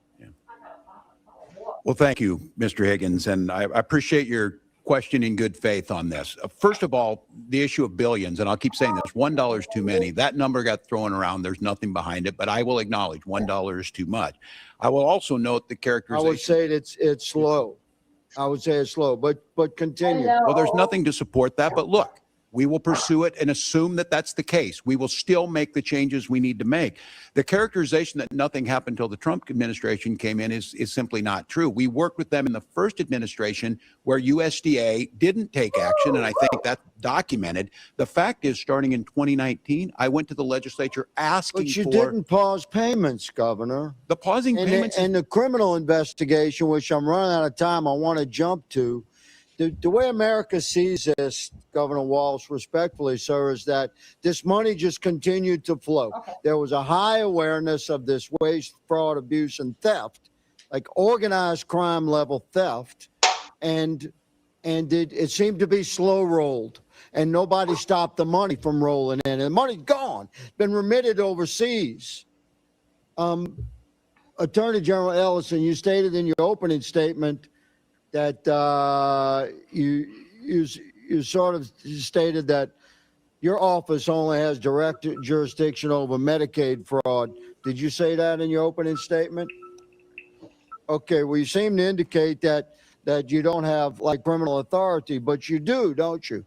Under your own law, you have authority if the county district attorney asks you to get involved, or if the governor asks you to get involved, then your office can take lead on any criminal investigation, specifically if you have particular staffing and capabilities within your office, because it's statewide, to look into organized crime. Is that not correct? Okay, so you have the authority to lead your state's effort to respond to this massive fraud at the state level from within the healthcare realm, where government money is being stolen at very, very high levels, unprecedented levels in your state. Are you leading that effort for the state of Minnesota? You're addressing it. Are you leading it? Turn on your mic. Are you leading the effort? We are leading the effort to prosecute Medicaid fraud in Minnesota. I'm not talking about Medicaid fraud. Don't hide behind that. You have the authority to prosecute anything criminally that the governor asks you to. And this thing is big. I'm giving you an opportunity, sir. Are you leading the criminal investigative effort into this massive fraud across the board in the healthcare spectrum in the state of Minnesota or not? We are following the law. And you are not leading. You're not leading. I'm going to say, Mr. Chairman, that the Attorney General of the state of Minnesota should resign. Thank you. Gentleman yields back. Before I recognize Mr. Frost, I want to, Mr. Waukesha, you were right. She's not testifying in Homeland Security. Kristi Noem's testifying in Judiciary. I knew she was here somewhere today, so you were right. I misstated the wrong committee. Chair now recognizes Mr. Frost from Florida. Thank you so much, Mr. Chair, and I have unanimous consent. Wow, there, Higgins went off. He did. he did go off. He started off real nice, and over time, he just couldn't handle the BS anymore. Because Ellison and Walls are liars, and he's catching them in their lies. Then called Fraud Focus. Why is Trump granting clemency to convicted fraudsters? Without objection, so ordered. Thank you all for being here. The whole world has witnessed unprecedented and extreme immigration enforcement tactics this year in Minnesota. After the murder of Renee Nicole Good and before the murder of Alex Preddy, President Donald Trump posted on Truth Social that, quote, "The day of reckoning and retribution is coming." Governor Walz, the dictionary defines retribution as punishment inflicted on someone as vengeance for a wrong or criminal act. Based on what we've seen play out in Minneapolis, what is the problem with the President of the United States directing agents to carry out retribution? Well, yeah, thank you. And this is certainly troubling because under the guise of fraud, which we all want to tackle, we were subject to, as you saw, the largest invasion of a state by the federal government, I don't know, in certainly any of our lifetimes.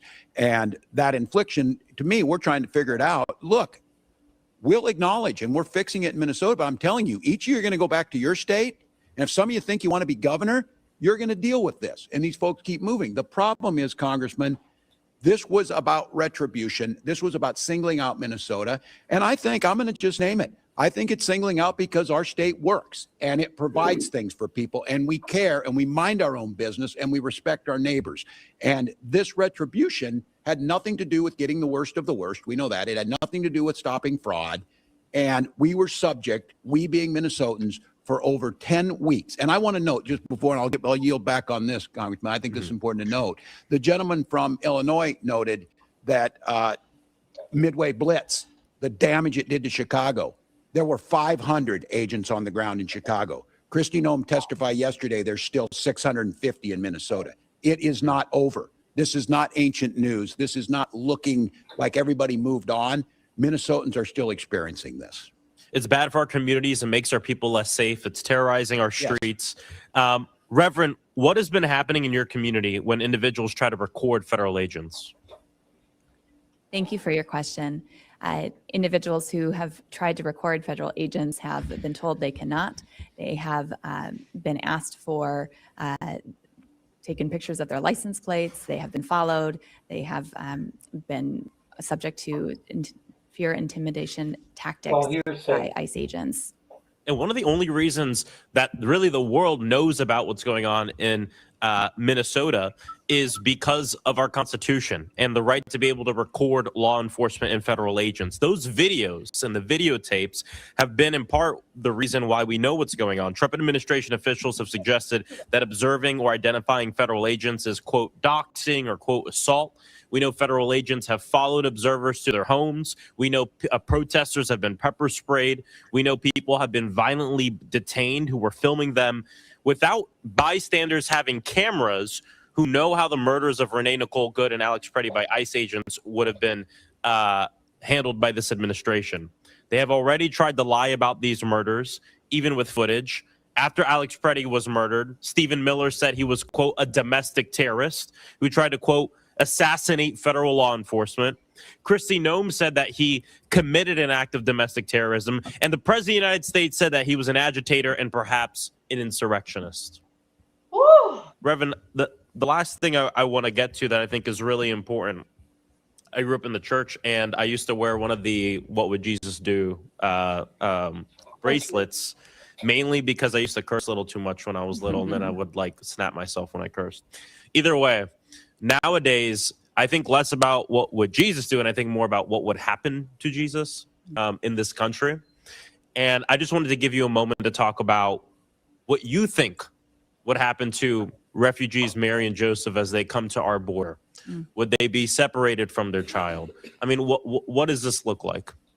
Such a good point, Congressman. And yes, Jesus was himself a refugee, as were his parents. And yes, I fear that they too would have experienced the harm and cruel treatment that Minnesotans have been experiencing at the hands of our government.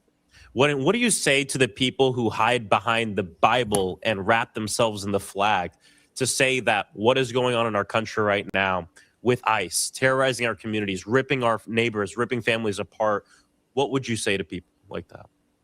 I think, again, Matthew 25, where are we in this moment? It should be on the side of the least, the widow, the orphan, the hungry, the homeless, and that as people of faith and moral conscience, history will tell what side we stood on, but our actions today will show true love of neighbor.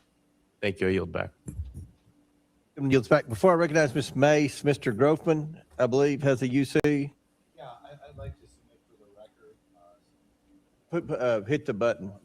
I'd like to submit for the record something called Minnesota Financial and Compliance. Okay, going back to what they just said about like Jesus and whatnot, and we have accepted these people. We have given them housing, we have given them food, and now they have abused the system. That's why everyone's mad, is because they're defrauding everyone. We're not mad that we're not saying all these people are bad, but we're going after the fraudsters. Well, he just said, you know, these right wingers who wrap themselves in the Bible and the flag, and then he wraps himself in the Bible. So. Yeah, it's a lot of just virtue signaling. All right, let's continue. Report on federally assisted programs for the year ending June 30th, 2024. Without objection, so ordered. Chair now recognizes Ms. Mace from South Carolina. Thank you, Mr. Chairman, and good morning, gentlemen. Thank you for being here today. Governor Walz and Attorney General Ellison, you have presided over one of the worst government fraud scandals in American history.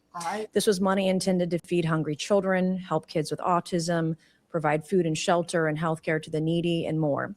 You both allowed billions in these American taxpayer dollars to be pillaged and plundered by Somali pirates.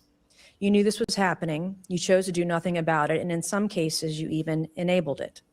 Attorney General Ellison, you even profited from this fraud by taking campaign donations from these Somalians after pledging to help quash the investigation into them. I find your behavior despicable. My questions this morning, my first go to Governor Walz, and I hope you learned some lessons from your last hearing with me on the Oversight Committee. Have you learned anything I since did, that if I didn't speak up, 2 of my people would be dead, Congresswoman, and I warned you. Okay, Miss Governor Walz, what is a woman? Have you learned that lesson? Do you know what a woman is?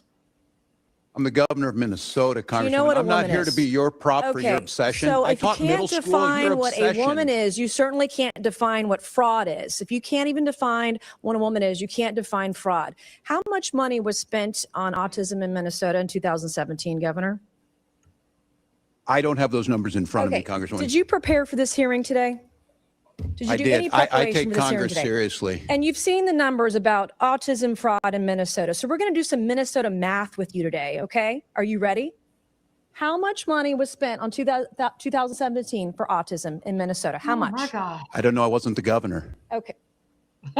Did you not just say that you prepared for this hearing today? $1 million, okay? A quick Google search or using your AI could tell you $1 million was spent. How much money was spent on autism in Minnesota in 2024? I don't have the number in front of me.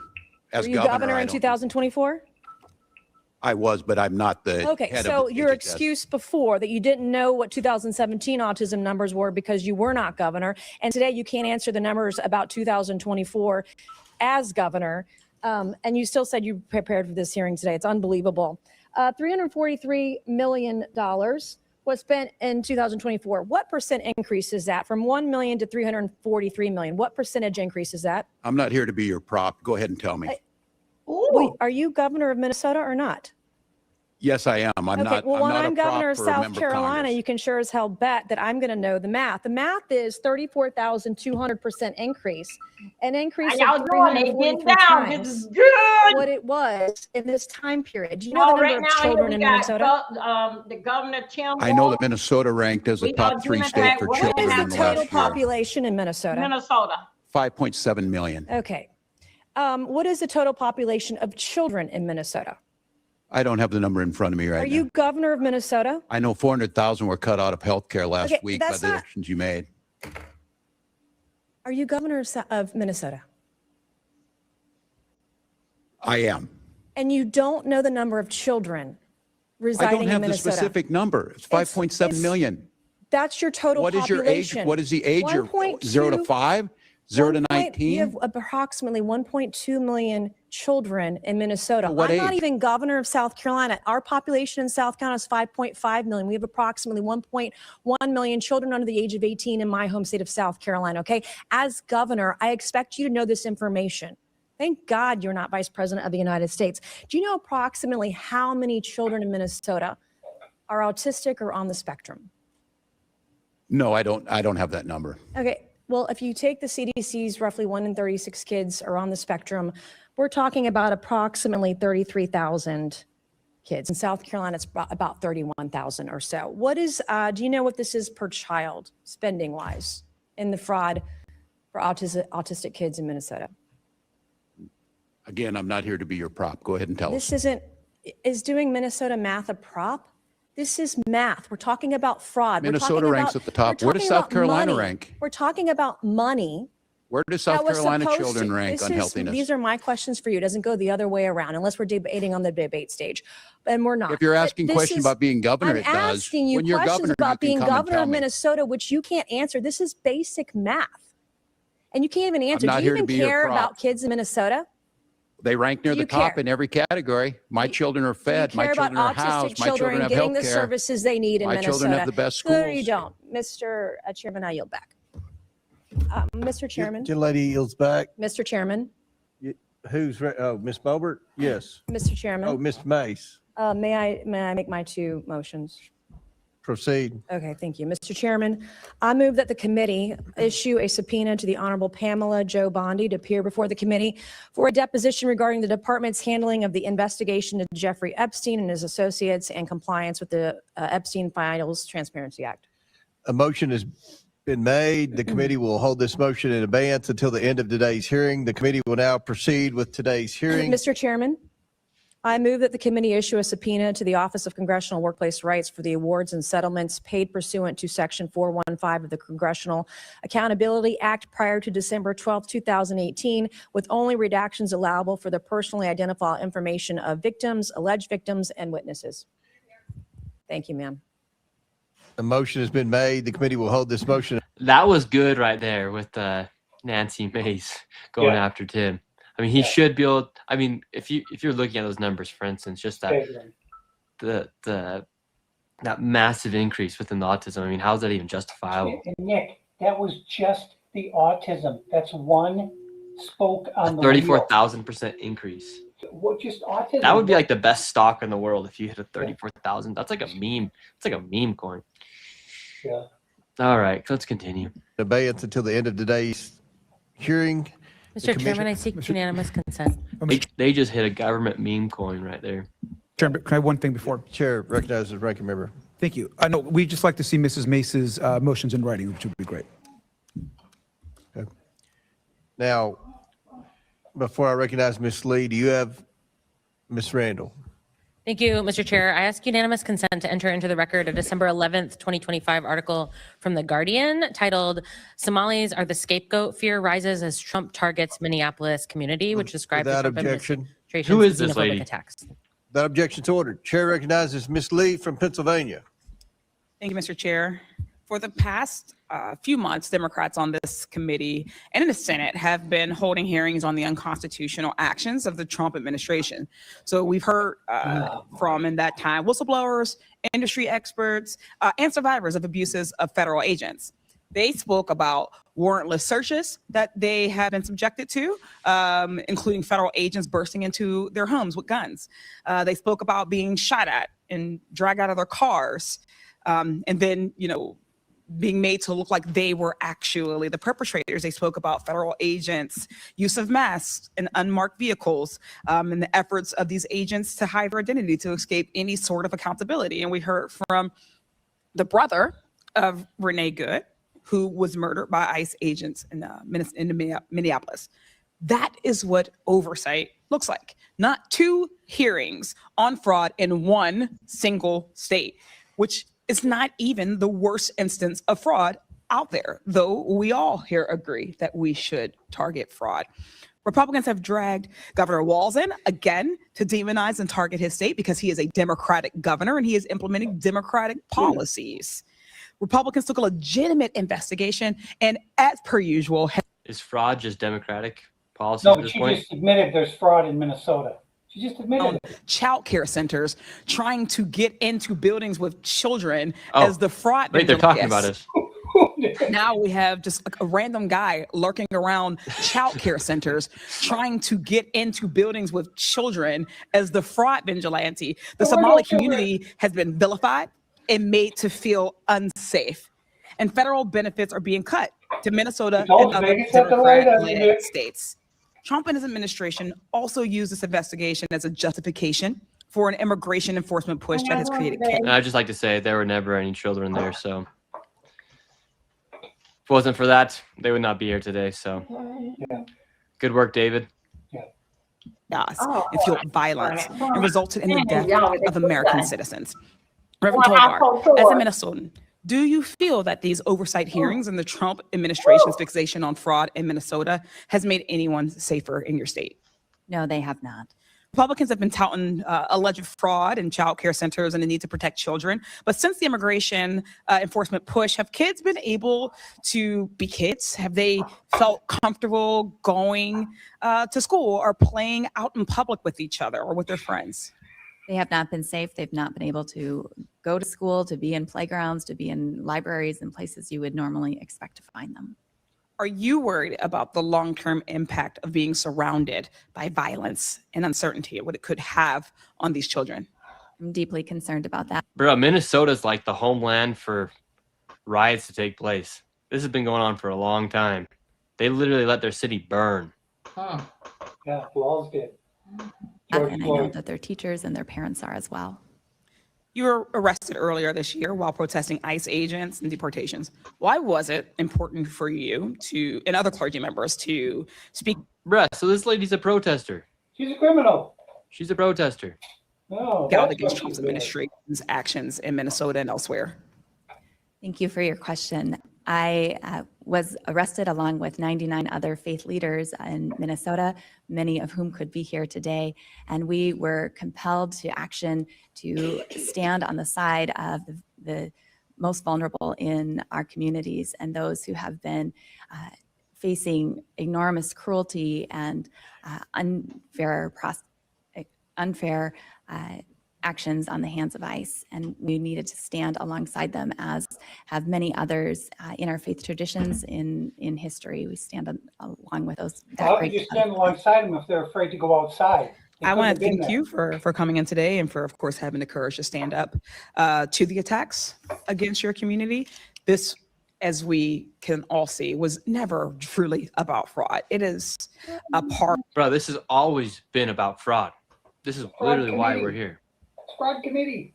Part of a greater effort by Trump and Republicans to gut social services, roll back civil rights, to villainize and make others out of people who they don't want to have and enjoy the same civil liberties and rights as others in this nation. They want to strip away and have been stripping away healthcare and education, childcare funding that millions of people rely on. This investigation and these actions have only been used to harm, not to help people. And rest assured, this will not stop in Minnesota, just as it didn't stop in Chicago before that or LA before that.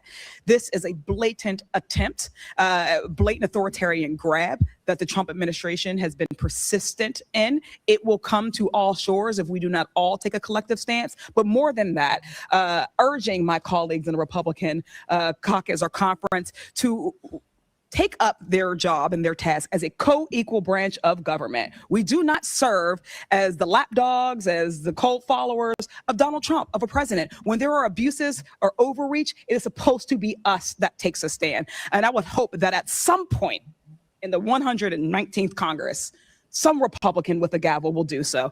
I thank you all for your time, and I yield back. Gentlelady yields back. Chair now recognizes Mr. Donalds from Florida. Thank you, Chairman. Governor Walz, when did you first receive notice of potential fraud in Minnesota's social services programs? Social service programs in general. We knew that there was issues with the CCAP program as early as 2012. And my first days in office, we started taking action. But as governor, when were you? David, your response to that, that's your big thing, is the CCAP funding. The CCAP funding exploded under Walz's governorship. So he knew about it. He just didn't do anything, and he allowed it to just escalate exponentially. Okay. Unbelievable. First notified. Before I took office. All right, Governor Walz, former Department of Human Services Commissioner Tony Laurie testified that you were aware in early 2019 of fraud in 2 Department of Human Services administered programs. Is this statement accurate? Not that I recall. I'm not sure what he's speaking about. You don't remember this meeting or this notification? No, not specifically. I don't. In March of 2019, your Office of Legal Affairs reported $5 to $6 million in alleged child care assistance program fraud. In April 2019, it was also reported that the Department of Human Services lacked proper integrity controls to control fraud. Were you aware of these reports? Not specific reports, but because of that, my office, we put forward actions to address them starting in 2019. Is it correct that your administration was aware of the Feeding Our Future fraud as early as of May of 2020 based upon regular discussions about program irregularities? I believe that's correct with the agency, the Department of Education, and then going back to USDA. I'm gonna go back. Was your office notified of these fraud allegations? Not me specifically, that they're handled internally in the administration. It happens every day. Who was notified, Governor Walz? The agencies do their work, the commissioners, and then if someone in my office was notified, they let me know. As governor, I make, 50 decisions a day. I said I did this job for 12 years. I make more decisions in a day. Governor Walz. So someone was maybe notified, but the agencies are the ones that take the May I action. ask the next question? We have it under sworn testimony in the Oversight Committee that your former chief of staff was notified directly by these various commissioners about the fraud in Minnesota. That could be correct. So are you saying that your chief of staff didn't notify you? I'm saying I don't recall whether he did at that time or not, but we took action. So I'm assuming when we put our budgets together based on that, we put a package together for that legislative session. Let's talk about budgets, Governor Walz. Feeding Our Future went from $307,000 in 2018 to $199 million in 2021. Are you aware of this increase in budgetary costs from Feeding Our Future? Not specifically, but I know it increased during the pandemic. The Housing Stabilization Services went from $27 million in 2021 to $105 million in 2024. Are you aware of this increase, Governor Walz? Not specifically, but I know it increased. Autism centers went from $24 million in 2019 to $342 million in 2024. Are you aware of that? Not specifically again, but yes, we know the budget's increased. Integrated community supports went from $4.6 million in 2021 to $170 million in 2024. Are you aware of that? Again, not specifically on the numbers, but it's the budget. Governor Walz, you have to submit a budget to your legislature every single year, like every governor has to do. If you're not aware of these increases, what was your office Everyone doing? is balanced. My budget is about $72 billion. It involves 23 agencies. Florida's budget's 6 million people. $115 billion, sir. But what were you doing if you're seeing program increases like this amid allegations of fraud in your state? Action was being taken on these starting back in 2019. If it's CCAP. Can you describe the action that was taken in 2019? Sure. In the 2019, I'll go to the first things that we did on child care assistance. We lowered the standards on proof of administrative fraud disqualification. Whoa, you lowered the standards? We lowered the standards for proof of administrative fraud. The standards where we had to prove it were so high it was impossible to try and do it. So we lowered what it took to show that fraud was happening. And what did you do with the results of lowering the standards to prove fraud? What did you do? Put 79 people in prison and But Governor Walz, the fraud prosecuting. continued to increase. It increased under your tenure. Do you acknowledge that? Did the numbers increase? Yes. And I tell you, when you catch people and prosecute them, it shows up at the fraud increase. I would tell you, Congressman, But just because you're not hearing about fraud doesn't mean it's not I got 50 happening. seconds, Governor, and I don't want to get into a fight with you, but let me move quickly to the Lieutenant Governor. Peggy Flanagan's your Lieutenant Governor, is that correct? That is correct. Does the Lieutenant Governor go on the ticket with you, or are they elected by themselves on a ballot in the state of Minnesota? It's on a ticket. It's on a ticket. Peggy Flanagan essentially works for you. She has an independent office. She's a constitutional officer. She's on the ticket, but she is independent as a constitutional You officer. could ask for her resignation at any time, is that correct? That's typically how it works with lieutenant governors. Yeah, but she's a constitutional officer. I don't believe that's happened in Minnesota. Peggy Flanagan is, there are accusations that she was intimidating whistleblowers. There was a meeting on April 12th of 2024, where she went on stage and publicly denounced whistleblowers in the state of Minnesota, calling them losers in their mother's basements. Is this the type of treatment that your administration allows for whistleblowers in Minnesota? I'm not familiar Are with you that. aware of any intimidation of whistleblowers in the state of Minnesota? it's There are not. 30 whistleblowers who have given letters to this committee on the record saying that they have been subject to intimidation by your administration because they were trying to stop the fraud in Minnesota. I encourage them to go to the OLA and the independent sources in Minnesota that are The open to OLA, that. you're the governor. No, the OLA is the independent. But sir, office of you're the legislative governor. authority. Why don't you take responsibility for what's going on in your state? We do take responsibility. None of those people, I'm telling you, I have no knowledge. But you of lost them. billions of dollars of American taxpayer money in the process, Governor Walz. We prosecuted these people, Congressman. I think Florida has fraud. I would argue that the prosecutions have largely come from the federal offices That's as not how opposed to this state works. offices. You know that we refer. What do you mean that's not how it works? That's They're exactly partners. how it works. They're partners. They partner together. Our BCA. Is the Attorney General allowed to investigate fraud and prosecute fraud in the state of Minnesota without the Department of Justice federally? Are you allowed to do that, Attorney General Ellison?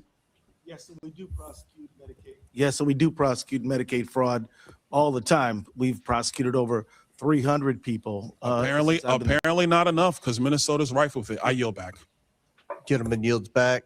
Chair recognizes Ms. Rand. Think about how crazy that is. Tim Walz had no idea about those budget increases when So, there were what- literal budget increases of 10,000%. What did Walz say? He said he told the whistleblowers to contact who? The Office of the Legislative Auditor, because that's what the law says when you're made aware of fraud in a Minnesota state agency. As governor, he was supposed to report that fraud to the Office of the Legislative Auditor, and he never did that. Yeah, and then you see when he goes, Florida also has fraud. Yeah.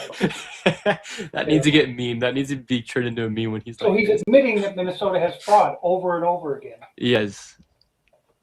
Oh man, that was hilarious when he goes, Florida has fraud. Kendall from Washington State.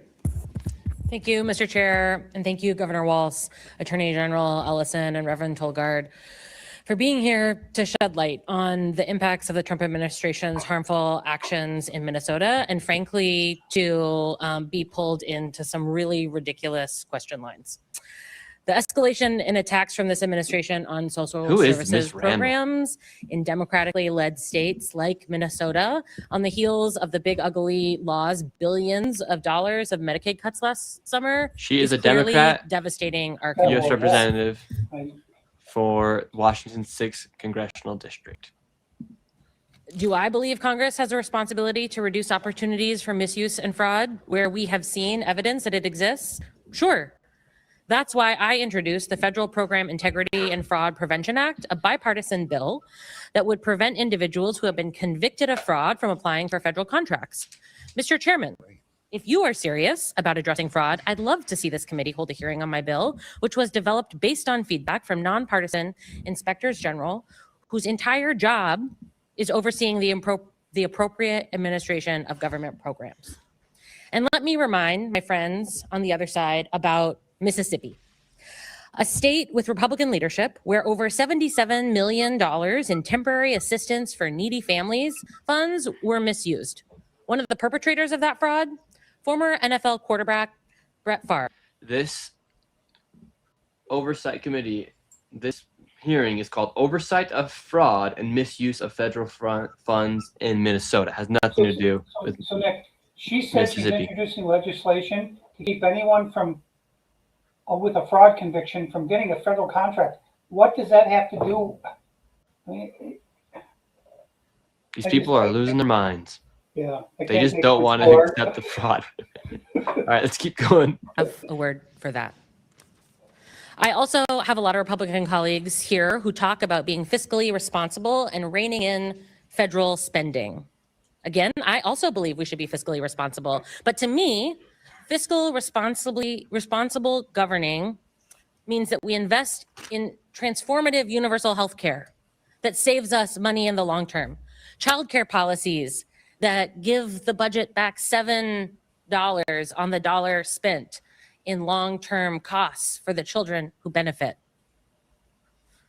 Policies that will actually save our country money in the long run and contribute to strong society and strong economy.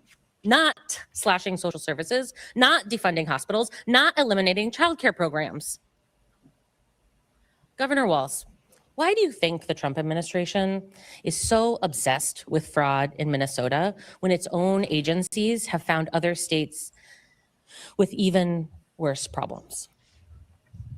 Well, it's a question we're all asking, Congresswoman, and I'd like to say, and thank you for this. I just want to make sure I go on record, Chairman Comer, in condemning the slurs towards my Somali community that the gentlewoman from South Carolina made.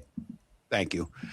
Look, Congress, I don't know. I think it's been pretty clear the president does not like me personally. I think he continues to tell lies about our electoral system, claiming that he's won all 3 times when he lost all 3 times. I think he has people around him who were trying to find quotas around immigration, and they saw a perfect storm, if you will, that included some Somali folks and a whole lot. You know, if we're going to condemn folks, there's no Somali folks in the Epstein files, things like that, we know. But I don't know. It's an obsession, and I come back to it again. I think it's because we are so ideologically opposed to making children go hungry, people go unhoused. We invest in education, we invest in research, and we believe everybody has a place. And so I think it's just personal about how we do business. Thank you so much. I could not agree more. There are also reports that as many as 50 prosecutors in the U.S. Attorney's Office for Minnesota have quit in the last 12 months. They used to have 70 prosecutors. Now some reports say they have as few as 17. Many of those who left include the very same prosecutors who were prosecuting the Feeding Our Futures fraudsters. How has this flight impacted your efforts to fight fraud in Minnesota? Well, it's made it very difficult. And I think for all of my friends on the Republican side, we welcomed the Republican folks, the attorneys over at the U.S. Attorney's Office who were good at helping us as partners. We turned this over to them. They prosecuted, they put people in jail. They're not there now. There's nobody doing this. And I will remind this committee, the U.S. attorney was in front of a federal judge yesterday being because of what's going on in that office and from prosecuting trafficking, drugs, murder, and fraud. And so we want that. If you could do anything, Chairman, call the president in time to put some U.S. attorneys over there to prosecute fraud. I'll sign on with you. Thank you, Governor. And thank you, Mr. Chair. Chair now recognizes Chairman Burchett from Tennessee. Say that with disrespect in your Oh, this is going to be good. This guy's funny. I like this guy. voice, Mr. Chairman. Governor, you mentioned that President Trump lost all 3 times. I believe that's an error, and that's a conspiracy theorist. I believe you spoke in error there, but no, he lost Minnesota all 3 times. Okay. Well, I'm glad you corrected that. He doesn't agree with that. I don't though, care. Chair. We're good. Have you ever used taxpayer funds directly or indirectly to take action against individuals suspected of disclosing potential wrongdoing within a government entity? I have not. Well, almost 30 whistleblowers accuse you and your administration of retaliation. Would you say that's a conspiracy then? I can't speak to what they said. I can tell you it didn't happen. Okay. Are you aware of reports alleging state officials have engaged in retaliation against whistleblowers? No, I'm not. Not specifically, no. You're not aware of that when 30 have come forward? Okay. I am not. I believe these are Okay. internet. We have options. The OLA, we have independent folks that they can come to, and I encourage them. It's against the law in Minnesota. I have executive orders. It's against the law here, but it doesn't stop it. What actions have you taken to protect whistleblowers in your state, sir? And has anyone faced consequences for retaliation? If so, who?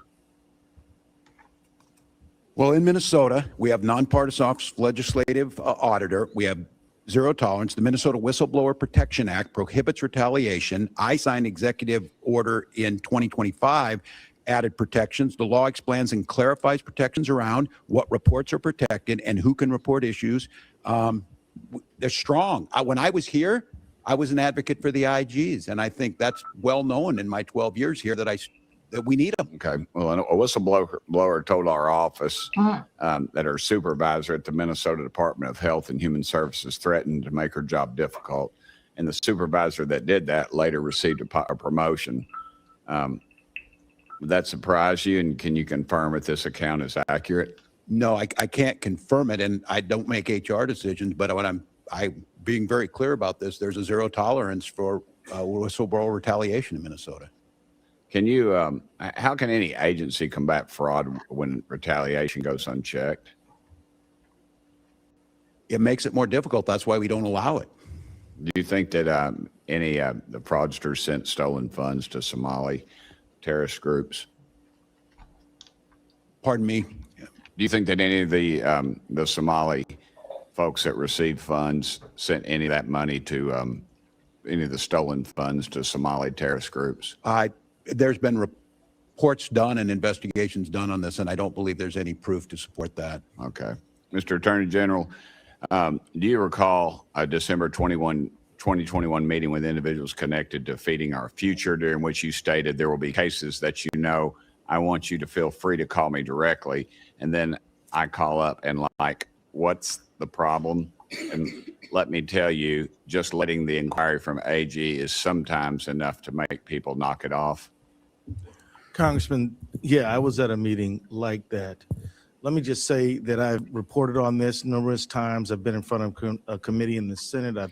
They need to ask them about the suitcases going through the airport. That's what these people should be asking about. They should be asking them, did you know about this? The suitcases, the cash being flown out of the airport, and they should be specific like he just was about them. Do you know about them sending money to Somalia? I'm here today. I was in front of a state House committee. This is a widely discussed matter, and I've been fully transparent. But let me just be clear. These people were fraudsters, as everyone here agrees. They were liars. They lied to me. They lied to courts. They lied to everyone. And I would like you to know that I do meet with community meetings all the time. I mean, it's a regular part of my job. Nothing unusual about me meeting with people. Nothing unusual about me telling people, if you got a problem, my office will try to help you. But these people were liars and fraudsters. Okay. The main thing is I'd like you to know is that we're down so many federal prosecutors that it has put our ability to hold these people accountable definitely at a loss. Yes, sir. 8-hour days do get long. In September of 2022, you issued a press release titled, "For 2 years, Attorney General Ellison's office has held Feeding Our Future accountable." Does that sound familiar? Thank you for the question, Congressman. Let me tell you, the Department of Education. Does it sound familiar or not, sir? It certainly does. And the Department of Education. How much did you receive in campaign contributions from individuals charged in the Feeding Our Future case? Every campaign donation I got was returned to all authorities. Okay. Everybody knows about the $250 million in fraud for Feeding Our Future case, which was prosecuted by the U.S. Attorney's Office in Minnesota. But there were just 2 other large site sponsors that you settled with instead of prosecuting them. Why did you not prosecute Partners in Quality Care or the Gar Family Services? Because my office doesn't have jurisdiction to prosecute in those cases. Well, you allowed them to dissolve, but no one was prosecuted. And PIQC they still may be, sir, PIQC is accused of $300 million in fraud as significant assets, yet no charges and no attempts to recover taxpayer money. I'll remind y'all, $19 billion. I was a state legislator, and I can remember when our state budget was $19 billion. This is money that's been stolen, and it will not be recovered. And you all are to blame, and every dadgum one of you all ought to step down. Thank you, Mr. Chairman. Gentleman yields back. Before I recognize Mr. Bell, Mr. Donald, you have a UC? Yeah, I ask unanimous consent to enter into the record an op-ed from the Minnesota Star Tribune, authored by Jim Nobles, the former Minnesota legislative auditor, dated December 29th, 2025. Without objection, so ordered. Chair recognizes Mr. Bell from St. Louis. Thank you, Chair, Ranking Member, and our witnesses for being here today. My Republican colleagues have called this hearing today once again to divert the public's attention from the dangerous threats that they themselves have created for the American people. They have chosen to turn a blind eye to the escalating public safety crisis in Minneapolis, Minnesota, fueled by the deployment of ICE agents under the direction of President Trump. On December 1st, 2025, this administration launched Operation Metro Surge under the false pretense of promoting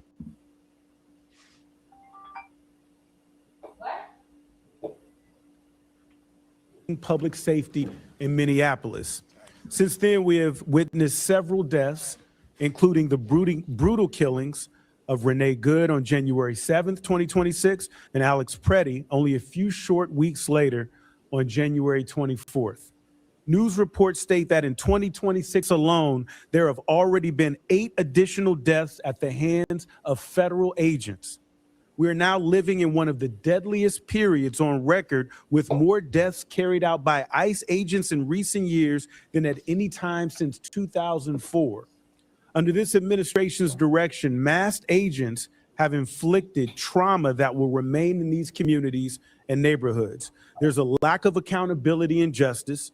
Survivor stories have been suppressed, false narratives have been told, and federal officials have refused to cooperate, even going so far as to block state investigators from accessing evidence.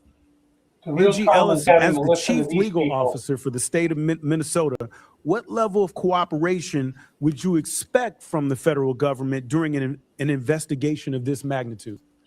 Congressman, I would expect the kind of cooperation that we're used to experiencing. I mean, in all of the time that I've even been a lawyer, which is now 36 years, state federal cooperation was exactly how we did business all the time. We are very proud and love working with our FBI agents, DEA agents, ATF agents. It's a regular thing. This is what's strange and unusual. And has the lack of cooperation and unclear communication from the federal agencies undermined the investigations into the death of Renee Good and Alex Preddy? It certainly has. We have been denied access to critical evidence in this case that we would need to evaluate this matter based on use of force analysis. Which is befuddling to me, because as a former prosecutor, I've led serious and thorough investigations in pursuit of justice. I can say that what we have seen by DHS, DOJ, and the FBI is the complete opposite of a detailed and thorough investigation into the wrongdoing of ICE officials. And let us be clear, despite what President Trump would have the public believe, those agents remain on the streets of Minnesota. These actions are not isolated incidents. We've seen similar events taking place across the nation in Illinois, North Carolina, and California, to name a few. We have heard directly from survivors about the cruelty and mistreatment they endured by ICE agents, and we have seen the individuals appointed under President Trump to head these operations evade justice and not be held accountable for their actions. We can't stand by and allow this to continue. Those responsible for these actions must be held accountable, and survivors and their families deserve answers and justice. Which is why, Mr. Chair, I move that pursuant to Clause 2, subsection K6 of House Rule 11, the committee shall subpoena Greg Bovino to testify before the House Committee on Oversight and Government Reform. A motion has been made. The committee will hold this motion in abeyance until the end of today's hearing. The committee will now proceed with today's talking about fraud. Yeah, would be great. I yield the remainder of my time to the ranking member. I'd like just to provide just a few of that time to the Reverend, who wanted to make some additional comments about something that was said earlier in the hearing. You have 30 seconds. Thank you. Just following up on Matthew 25, I am so proud of the countless ways that Minnesotans, Christians, and people of other faiths and moral conscience. Look at Waltz. He's looking stressed out. Look at Waltz. Look how stressed out this man looks. Yeah. Look, he is stressing right there. Yeah. And he looks like a deer in the headlights. Yeah. But look at Waltz. He is stressing. Or he looks like he's like really needs to go to the bathroom. But he is stressing hard right now. He is leering the hard way in front of Congress today. Love of neighbor and to come alongside those who are suffering most in this time. There is no greater example of living out the teachings of Christ and caring for the least among us than what we've seen in these past few months. Thank you. I yield back. Gentleman yields back. Before I recognize Mr. Perry, I have a unanimous consent to enter into the record an article from Alpha News where U.S. Attorney Rosen stated, and I quote, "We have more than adequate staffing to carry out the fraud. We have been reinforced in dramatic numbers by the Department of Justice and by other departments of the federal government." He also said fraud investigations are increasing in pace. Fraud prosecutions, you will see, are going to be dramatically increasing in pace. According to Rosen, if you're committing fraud in the state of Minnesota, it's really not a good time to be doing so. Just wanted to enter that article into the record without objection, so ordered. Chair now recognizes Mr. Perry from Pennsylvania. Thanks, Mr. Chairman. Governor, good to see you again. You're an Army guy. I'm an Army guy. What's, as governor, one of your primary responsibilities? Keep your citizens safe, right? I think we could probably agree on that. We might not agree on much, but we could probably agree on that. And I heard you talk earlier about working with federal partners.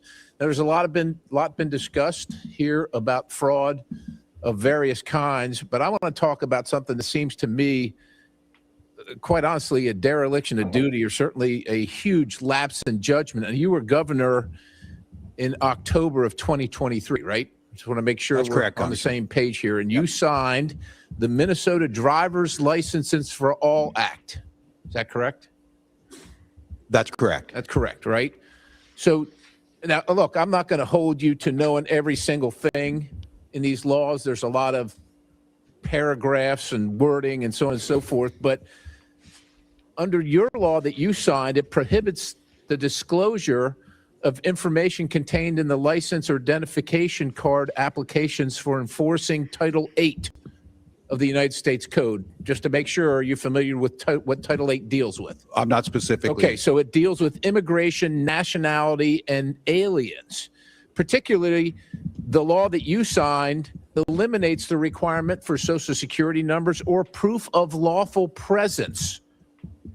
And furthermore, it's a violation under Section 14.4 of your code for anybody to research that. As a matter of fact, immigration status is classified as private under Section 13.18. So literally, the federal government, your partner, as you said, we work with our federal partners, can't use that driver's license information regarding people that are here illegally. Now, I don't understand the connection between the driver's license and the immigration piece, I guess. well, they can't because, well, let me make the connection for you. According to the Secretary of Transportation, 1/3 of Minnesota's non-domiciled commercial driver's licenses were issued illegally. Do you have a video ready to play for me? Can you play it now? This is what happens, Mr. Governor. This is what happens when you issue driver's licenses to people. He is on the northbound lanes of 61 going the wrong way. You can see I'm going southbound on 61. He's in the northbound lanes on Highway 61. And crossing over there. And thank God, I don't know how much that thing weighs, 60, 80,000 pounds, 60 miles an hour. 18-wheeler. You can cut the video. He was licensed in your state under a law that you signed that precludes federal officials, your federal partners, as you call them, from determining whether they're here illegally. That guy that was driving that truck couldn't pass the test. He didn't pass the test out on the road. There's another video, I'm not going to play it, but there's another video of a guy here illegally turning a truck like that around in the middle of a highway where people lost their lives because they were decapitated when they went underneath it. That's what happened. So my question for you is, this should be easy. Yep. What are you going to do to rectify the law that you signed that allows people here illegally to get a CDL? That tape was in Missouri, not in your state. Look, if you don't want to protect the people in your state, I guess that's your business and the business of your voters. But that driver was driving in Missouri. And if he'd have hit a bunch of people, quite honestly, to me, you could have been held liable. Yeah. Well, Congressman, first of all, Minnesota ranks in the top 3 safest state by highway data from your own department. Highway data. The data from the Department of Transportation for highway safety. We have the 3rd. We want everybody on our roads to be licensed. So are you saying based on that you're okay? I'm not okay with that. I'm not okay with you or I speeding. I'm not okay with DUIs. But you signed this law that allows for that. You signed it. And you're going to do nothing about it? I can't speak to the specific on the CDL. What I can tell you is I referenced your law. It says House of Representatives, State of Minnesota. And I know there's a lot of words here, case. I just know our roads are safer. Exactly the sections that allow for this to happen and preclude federal enforcement regarding immigration and the illegality of people receiving CDLs under your state's Driver provisions. safety and immigration are two separate things. Anybody, had that been a citizen or not, it's still tragic, it's wrong, and we shouldn't do it. What I'm telling you is in Minnesota, we have the third safest roads in the country. So you're good. Things we So you're do. good with this practice. I'm not You're- good with that. Well, what I'm are you good what with? we do. Because that's what's happening under your law. Well, I can't speak to the specific on if it's an outlier. We give license to people who That then happens, eventually, people Governor, get I'm gonna DUIs yield. after we issue them That license. happened last month. This is March. That happened a week and a half ago. Yeah, I don't Are you know. honest- familiar? That's wrong. And look, But you're not going to do anything. Sure, we're going to do What are things. you going to There's do? Traffic laws What, against what, them. what are we going to do? Was this person arrested? I sure hope so. Well, that's good. And but he was licensed in your state under your law that you signed about a year and a half ago. Every day we give licenses and people speed. So we ticket them and try and stop that. What I'm telling you is I don't understand the connection between He's here licensing. illegally. He can't read, and he got a license under I your can't speak to provisions, the and he's specifics. driving all across the country, imperiling everybody else. That's the connection. I can't speak Thank because you. the data Chair, I shows yield. Minnesota is one of the safest driving states in the country. I don't know what to tell you. I don't Thank know. you, Mr. specifically. Perry. Thank you. Chair now recognize Mr. These politicians need to like put all their egos aside and just say, for instance, that's just common sense. Should we be giving a person a driver's license who can't even read English? I mean, this is not a left or right issue, for instance, on this goes issue back to right here. this interpreter deal that we've talked about before. So I know it's the case with the Somali community. When they go to take the written driver's exam, they say that they can't read it, so they need an interpreter. So they bring in an interpreter, and guess what? The Somalis all score 100% on the written test because the interpreter, the guy overseeing the exam, has no idea what they're saying. They're giving the applicant all of the correct answers for the test. So they're passing the written test 100%, even though they speak English, but they don't think they'll pass the test. The person who's already knows all the answers is their interpreter. And again, they're being paid $100 an hour, minimum 8 hours, to go and do that over and over and over. Yeah, it's just like disheartening to hear some of these politicians talk about stuff that is literally just common sense issues, and they can't even agree on it. Right. Where should somebody be able to drive if they can't even speak the language? And read it as well. Let's continue. Min from California. I'm first, sir. Oh, you're next. Okay. Is that okay, sir? I didn't have it on the list, but Oh, I should have. I will after. yield to the ranking member. You can go ahead. You sure? Okay. You can go ahead. I'll let her Who's go. next? I was tardy. I thank you, Mr. Minna. I thank you, Mr. Chairman. Good afternoon, and thank you, witnesses, for coming today. So what I've heard so far is feeding our future, $250 million stolen, 50 convictions secured. The prosecution was working. Then the administration froze $10 billion in childcare across 5 states. No evidence, no legal authority, no statutory process. A federal court ruled. And not one single of those daycares that they froze the funding to submit for repayment. And not one parent has complained about no child care. Not one of them. It unlawful and unconstitutional within 48 hours. Thank you, Attorney General Ellison and Attorney General Bonta, for that work. Then the lead prosecutor resigned.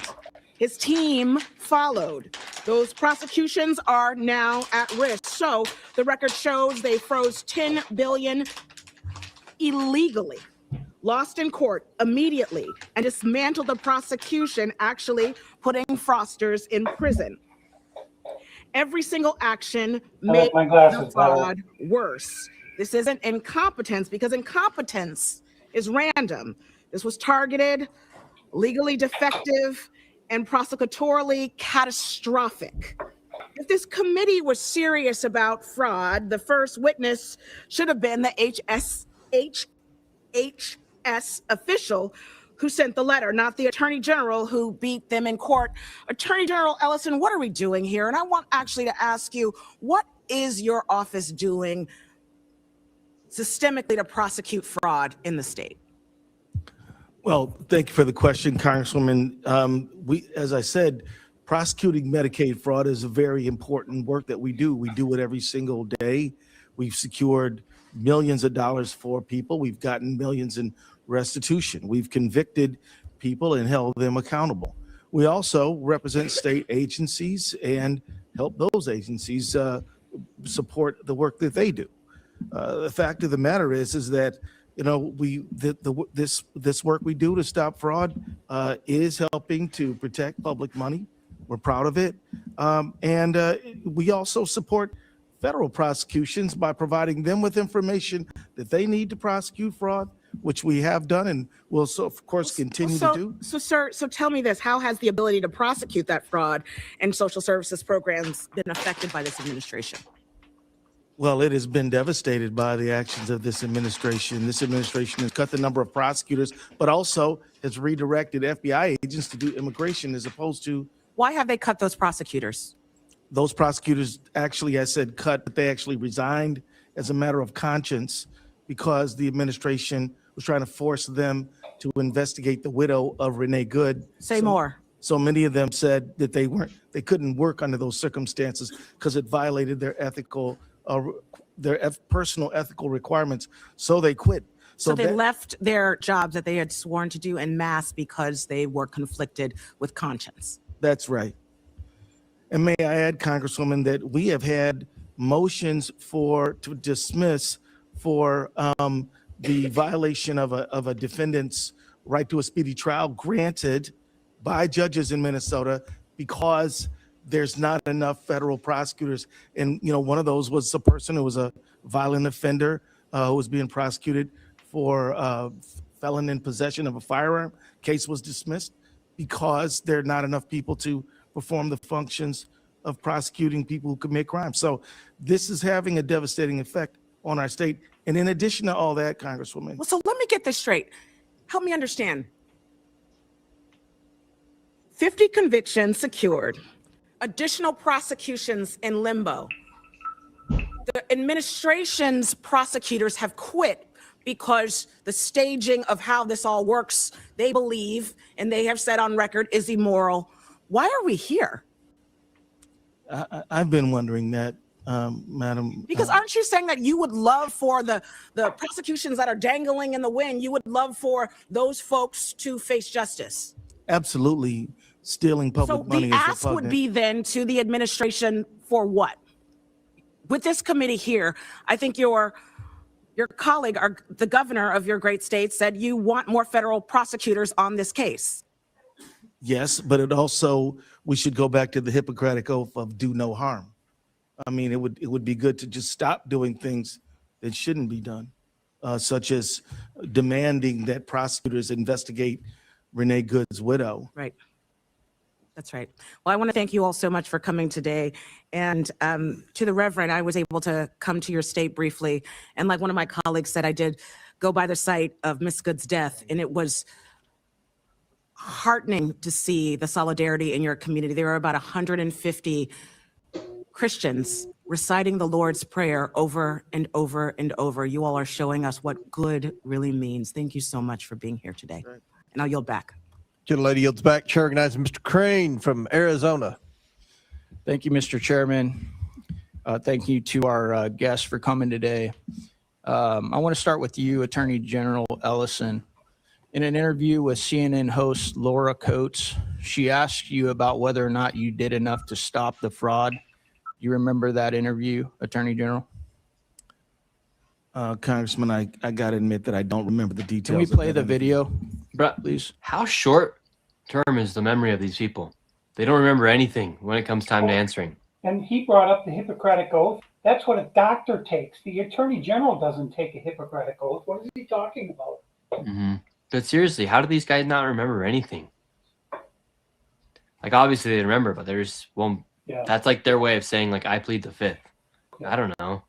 I can't remember. How's that acceptable? So, to refresh Mr. Ellison's memory. Are we ready to?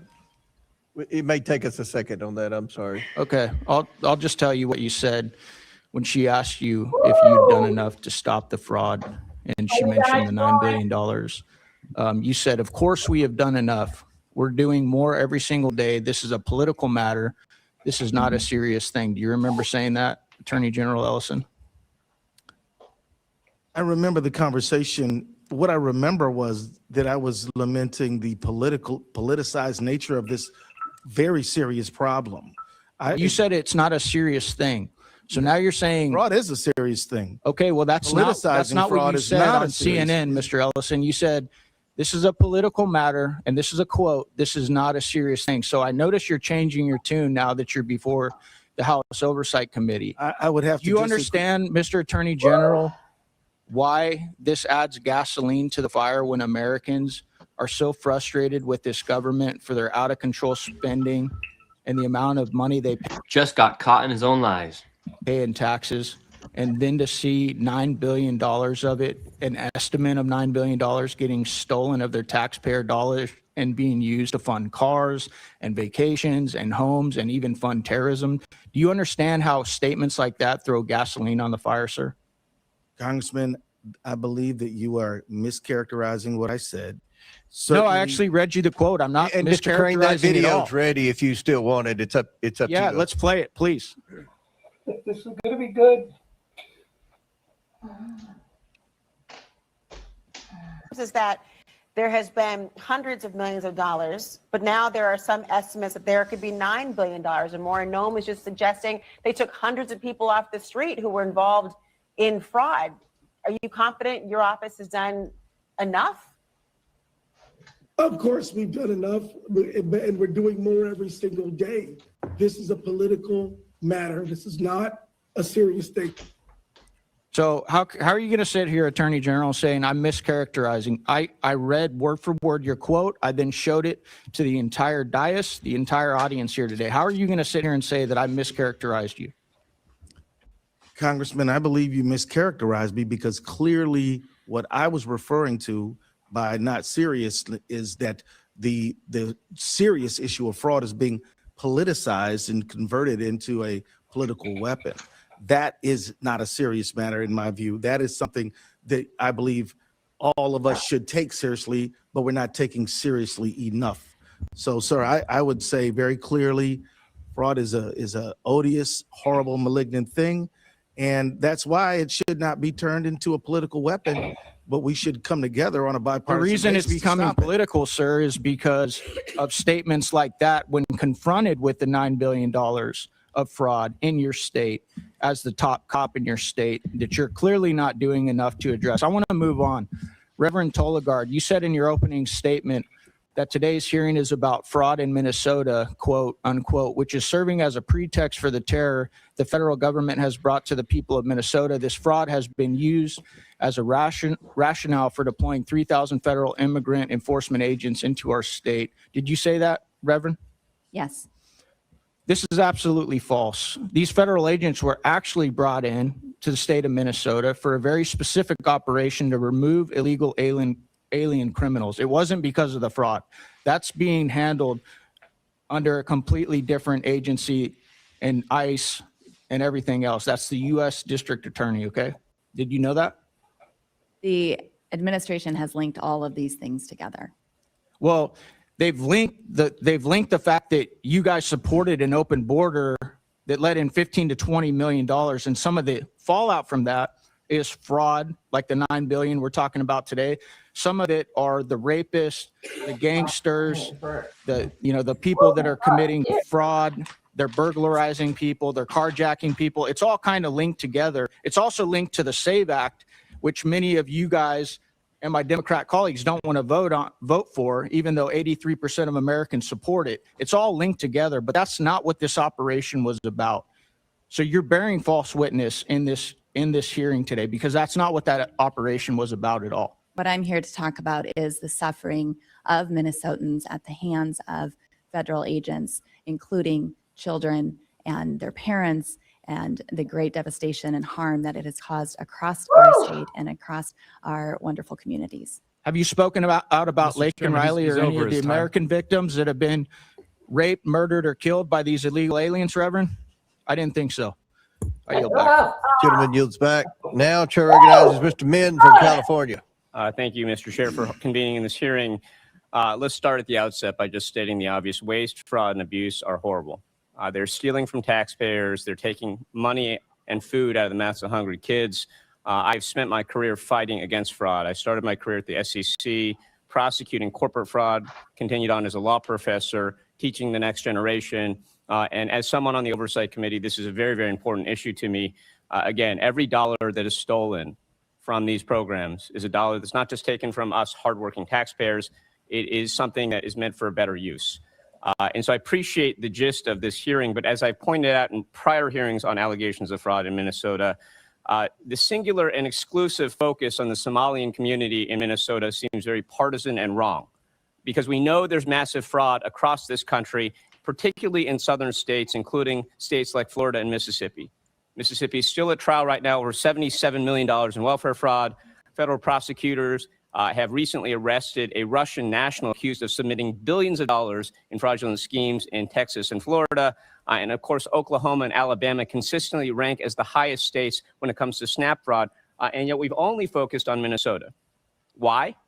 As a freshman member, I've been here 14 months, but I've learned that their House Republicans are all single issue voters with just a handful of exceptions. And that single issue, the only thing that you all care about is whether you're on Team Trump or not. And so when Donald Trump goes after Minnesota and falsely claims that he won the election there 3 times and that it was rigged against him, I pay close attention. When he says that he would no longer admit Somalians to this country because they contribute, quote, nothing to this country, I listen. That's a wildly racist statement, but it's going to reflect what Republicans are going to do. And that is why we're holding this hearing. I care about welfare fraud, and I care about the scumbags who rip off taxpayer money. But if this was about welfare fraud, we'd be also hauling in people like Mississippi Governor Tate Reeves and former NFL quarterback Brett Favre, who clearly knew about a scheme to send money to build a volleyball facility at the college his daughter was playing at, receive funds for $600,000 or more for work that he never did from the government, again, taking money from the mouths of children that are hungry. No, this hearing is not about welfare fraud. It's about placating Donald Trump. This committee is holding this hearing for the same reasons that it's ignoring the massive corruption we know that Donald Trump is engaged in his family, soliciting bribes from foreign governments and private companies in exchange for regulatory favor, for the same reason that Republicans are protecting pedophiles right now and that the DOJ is right now actively deleting Epstein files while we're at war with Iran. It's why they ignore their oath to support and defend the Constitution of the United States. It's why we're holding hearings on this rather than on ICE abuses or the fact that Donald Trump just took us into war without even consulting with Congress, let alone getting our authorization for military use or force or actual declaration of war in direct contravention of the Constitution of the United States. But for those of us who care about taxpayer dollars, let's focus on that. This is horrible, but of course, we have seen instead a different type of abuse of our taxpayer dollars. They've taken our taxpayer dollars and used them to fund abuses against our American people, as a number of our witnesses have aptly described. And I want to just point out that until the murder of Alex Preddy, not a single DHS or ICE agent accused of wrongdoing, witnessed or videotaped assaulting Americans was suspended, faced any disciplinary action. That doesn't happen with police. When my local law enforcement are accused of misconduct, certainly if they're videotaped shooting someone, they are subject to an investigation. Maybe they're justified or not, but they're suspended, removed from duty, investigated. None of that has happened until the murder of Alex Preddy and the outrage around that. Now, Governor Walz, I want to just briefly ask you, what's the economic impact that the deployment of ICE in Minnesota has had over the past few months? Well, thank you, Congressman. I thank you for your characterization. I associate myself with you on fraud is horrific. It is corrosive. It hurts those people that are there, and taxpayers should demand accountability. And I think that's what we're trying to take. The issue can, again, what's the economic impact? I know business. Look, for us, we just had our economic numbers, and I would tell people that we have to balance the budget every year. Minnesota is strongly, we're AAA bond rated. That shows up good. It doesn't account for what happened over the last 3 months. And by estimates, the city of Minneapolis estimates they lost $200 million alone. And I remind people, you saw pictures. How can they track that amount of money when they can't even track the fraud? Exactly. He can't recall any of the fraud numbers, but he jumps to with those. God. What an idiot. Of Minneapolis. This happened across the state. Near my hometown of Mankato, Minnesota, in St. Peter, we saw a woman that was pulled over at gunpoint. It's not his hometown. He's from Nebraska. The chilling effect it had, businesses going under, especially immigrant-owned businesses, people who are here legally, citizens, starting businesses. We're Yeah, but shut I'm down. just going to reclaim my time to make one final point here. I was at Minneapolis, had the chance to meet with you and others. I also met with a number of local police chiefs. And one of the things they told me, first, this is not the first time ICE has operated in Minnesota. But in the past, what is different about this time is that they did not coordinate. They did not tell anyone. And that resulted in a lot of 911 calls, because when you see masked men jumping out of vans, pulling people out, assaulting them, punching them in the head, as happens all the time with ICE agents. And by the way, that's not a matter of training. It's a matter of picking people who are predisposed to violence. That costs our local police quite a lot of money. It's one of the reasons I'm going to be introducing the Recoup Act so that local jurisdictions are repaid for the funds that they expend due to ICE misconduct. With that, I yield back. Gentlemen, yield back. Before I recognize Ms. Bobert, Mr. Gill, I understand you have a UC. Yep. Thank you, Mr. Chairman. I ask unanimous consent to enter into the record a letter from the America First Policy Institute dated March 3rd, 2026, which details widespread and rampant fraud in Minnesota. Without objection, so ordered. Chair now recognize Ms. Bobert from Colorado. Thank you, Mr. Chairman. I'm going to summarize some of the things that have already been said here today rather than ask these questions directly. The federal prosecutors that we have now charged nearly 100 individuals across multiple Minnesota fraud schemes, including Feeding Our Future and related Medicaid, daycare, and autism programs, with 85 of those charged being of Somali descent. Governor Walz, your administration's Department of Education and Department of Human Services failed to act on multiple early fraud warnings about Feeding Our Future, allowing the theft of at least $250 million in federal child nutrition funds that were supposed to feed hungry kids during the COVID-19 pandemic. Governor Walz, I'd like to turn to the demographics and policy choices that enabled this. Since you took office, the Somali population in Minnesota has grown substantially. Recently, Fox 9 reported, the reporting puts the total over 107,000. Did your administration's soft on immigration policies, including expanded refugee programs and temporary protected status, contribute to that rapid growth? I couldn't speak to why people moved to Minnesota, other than it's a great place to live. It could be a sanctuary policy and refugee programs and temporary protected statuses. According to the Center for Immigration Studies analysis of census data, 81% of Minnesota households headed by Somali immigrants receive one or more forms of public assistance, compared to just 21% of native-born Minnesotan households. Why is that disparity so extreme under your watch, sir? I can't speak specifically, Congressman, but I would anticipate that new generation immigrants, whether they be Norwegian or whether they be Hmong or whether they be Somali, probably on the front end as they're establishing home ownership, education. I think we should be bringing folks to our country that are going to contribute and not just siphon off of the tax dollars They are of contributing. American citizens. Mr. Governor Walz, yes or no, would stricter vetting of immigrants and refugees have prevented many of these fraudsters from entering our country in the first place? I wouldn't have any way to know that. Do you agree with stricter vetting processes for those who are coming to our country? I don't care where you're coming from. If you commit fraud, you're going to jail in Minnesota. That's what I care about, and that's what I'm here for. Yes or no, should Somali immigrants or any other immigrants who defraud American taxpayers and steal funds intended for hungry children be deported immediately? That's a decision for the federal government. You're responsible for immigration. Governor Walz, do you know who Victoria Eileen Harwell is? I do not believe I do. What about American Mafalda Tyer? I don't believe I do. There. These. What's up with all these I don't believe I do? Yeah. It's like that means you do. What do you mean you don't believe I do? Yeah, just yes or no. Are Minnesota women who were brutally killed by illegal aliens in your state.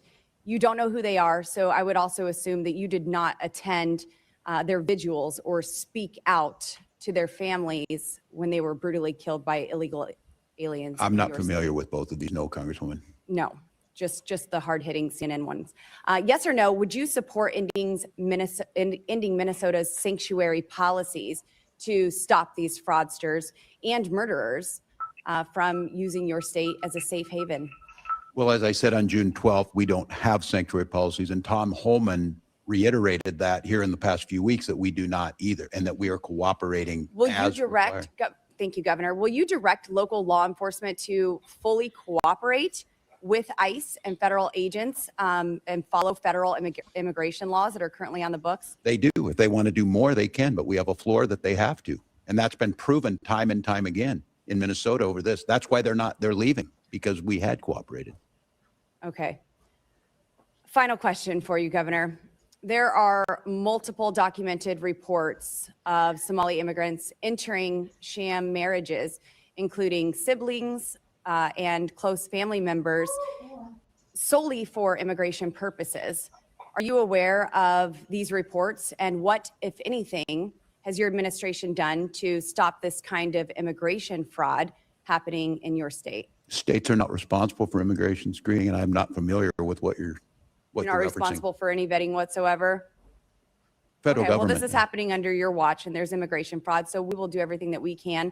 And hopefully you allow your local law enforcement officers to coordinate with federal agents when we are going after these immigration fraudsters. As Thank we you, do. Governor. Thank you, Madam. Chair now recognizes Mr. Walkinshaw from Virginia. Thank you, Mr. Chairman. Governor, would you agree that fraud is not a victimless crime? I would agree with that. It is not a victimless crime. Thank you. And it's my understanding that in Minnesota, you as governor, you do not have the unilateral power to pardon those convicted of state crimes, but you and Mr. Ellison and I think one other person sit on a panel that can issue pardons. Is that correct? Yes, with the Chief Justice of the Supreme Court. Thank you. In your time on that panel, can you recall ever pardoning an individual convicted of fraud? I can't recall. I can't state either way. Okay. Mr. Ellison, any recollection of that? It's possible. I don't recall it though. Okay. I'm not sure if it's true in Minnesota, but at the federal level, if a convict... David, you're freaking out over there. He can't recall. If they pardon someone, You think they would know, right? okay, I'm good. Continue. Convicted fraudster is pardoned. That pardon can wipe out their obligation to pay restitution to the victims. Are any of our witnesses familiar with this individual? I know you're far away. His name is Jason Galanis. Sound familiar? I am not, Congressman. Jason Galanis, according to the federal judge who sentenced him to 15 years in prison, is a serial fraudster and a con man who defrauded a pension fund in a Native American tribe of $80 million. I'll put it in simpler terms. He stole money from retirees. Do any of our witnesses know what federal prison Mr. Galanis is being held in? I do not, Congressman. He's not, because President Trump, our fraudster in chief, the namesake of the fraudulent Trump University, the fraudulent Trump Foundation, the fraudulent Trump Organization, pardoned him and relieved him of the requirement to pay restitution to his victims. A member of this committee, Mr. Jordan, recommended to President Trump that he be pardoned. Any of our witnesses familiar with this individual? His name is Jeremy Hutchinson. I am not, Congressman. Mr. Hutchinson is a former Arkansas state senator, Republican, convicted of a multi-million-dollar public corruption scheme, embezzlement, bribes, illegal campaign contributions, conspiracy to commit bribery. Mr. Homan might know something about that, for passing legislation that benefited an orthodontist who was paying him off. President Trump's Department of Justice in his first term prosecuted him. A judge sentenced him to 8 years in prison and ordered him to pay $355,000 in restitution to his victims. Any of our witnesses know where Mr. Hutchinson is serving that sentence today? I have a guess. I have a guess too. He's not serving a sentence because President Trump pardoned him, relieving him of his restitution obligation. A corrupt politician prosecuted by Trump's Justice Department in the first term, pardoned by Trump in this term.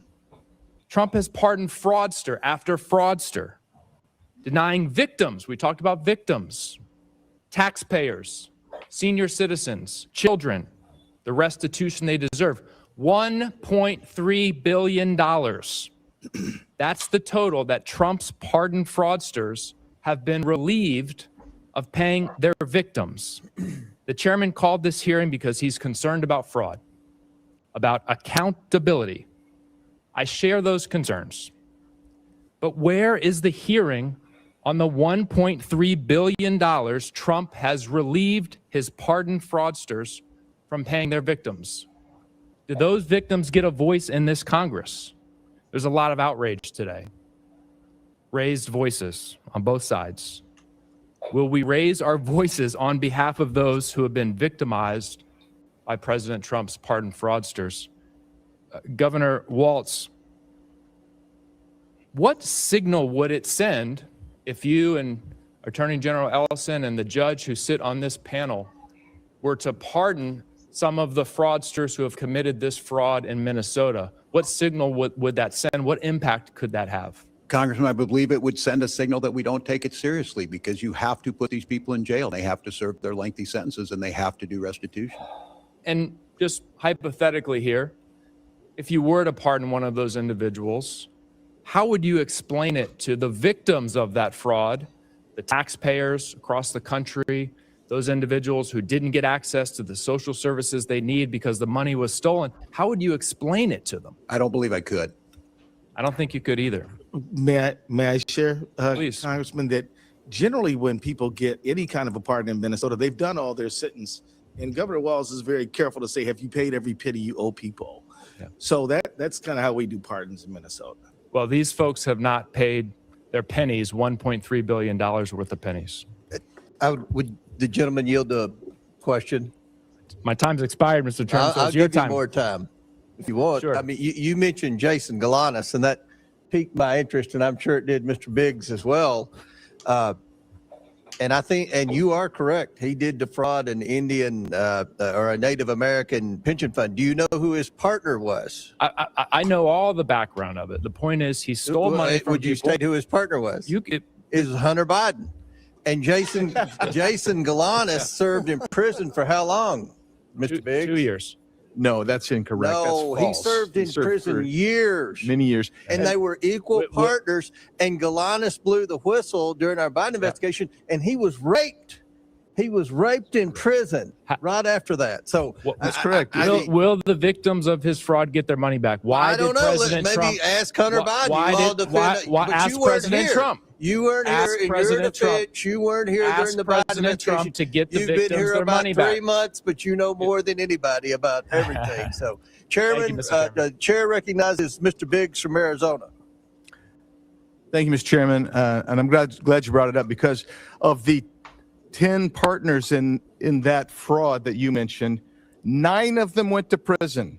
You know who the one partner was that didn't go? Your buddy, Hunter Biden. That's right. Hunter Biden didn't go. And by the way, Well, that totally backfired on them. So I didn't even know here's the that. thing, too, is when you're talking about Medicaid fraud and a conviction, a governor does not have the authority to issue a pardon on a federal crime, a state crime only. So when they're asking, did you pardon him? He didn't have the authority to pardon him anyway. So it's a moot point. Yeah. This is frustrating. All right, here we go with Biggs. you must not have been here. I don't think you were here when I introduced all these documents earlier before I had to leave to go to judiciary, talking about of the 1,500 criminals pardoned by Joe Biden in 1 week, 24 of them were fraudsters that had hundreds of millions of dollars of restitution forgiven by Joe Will the Biden. But gentleman now I'm yield? going to go now to Mr. Ellison. Will the gentleman yield? No, I've had enough of you. Let's talk to Mr. Ellison. Mr. Ellison, isn't it true that when you were a member of Congress, you sponsored the Money Remittances Improvement Act of 2014? It was H.R. 4386. You remember that?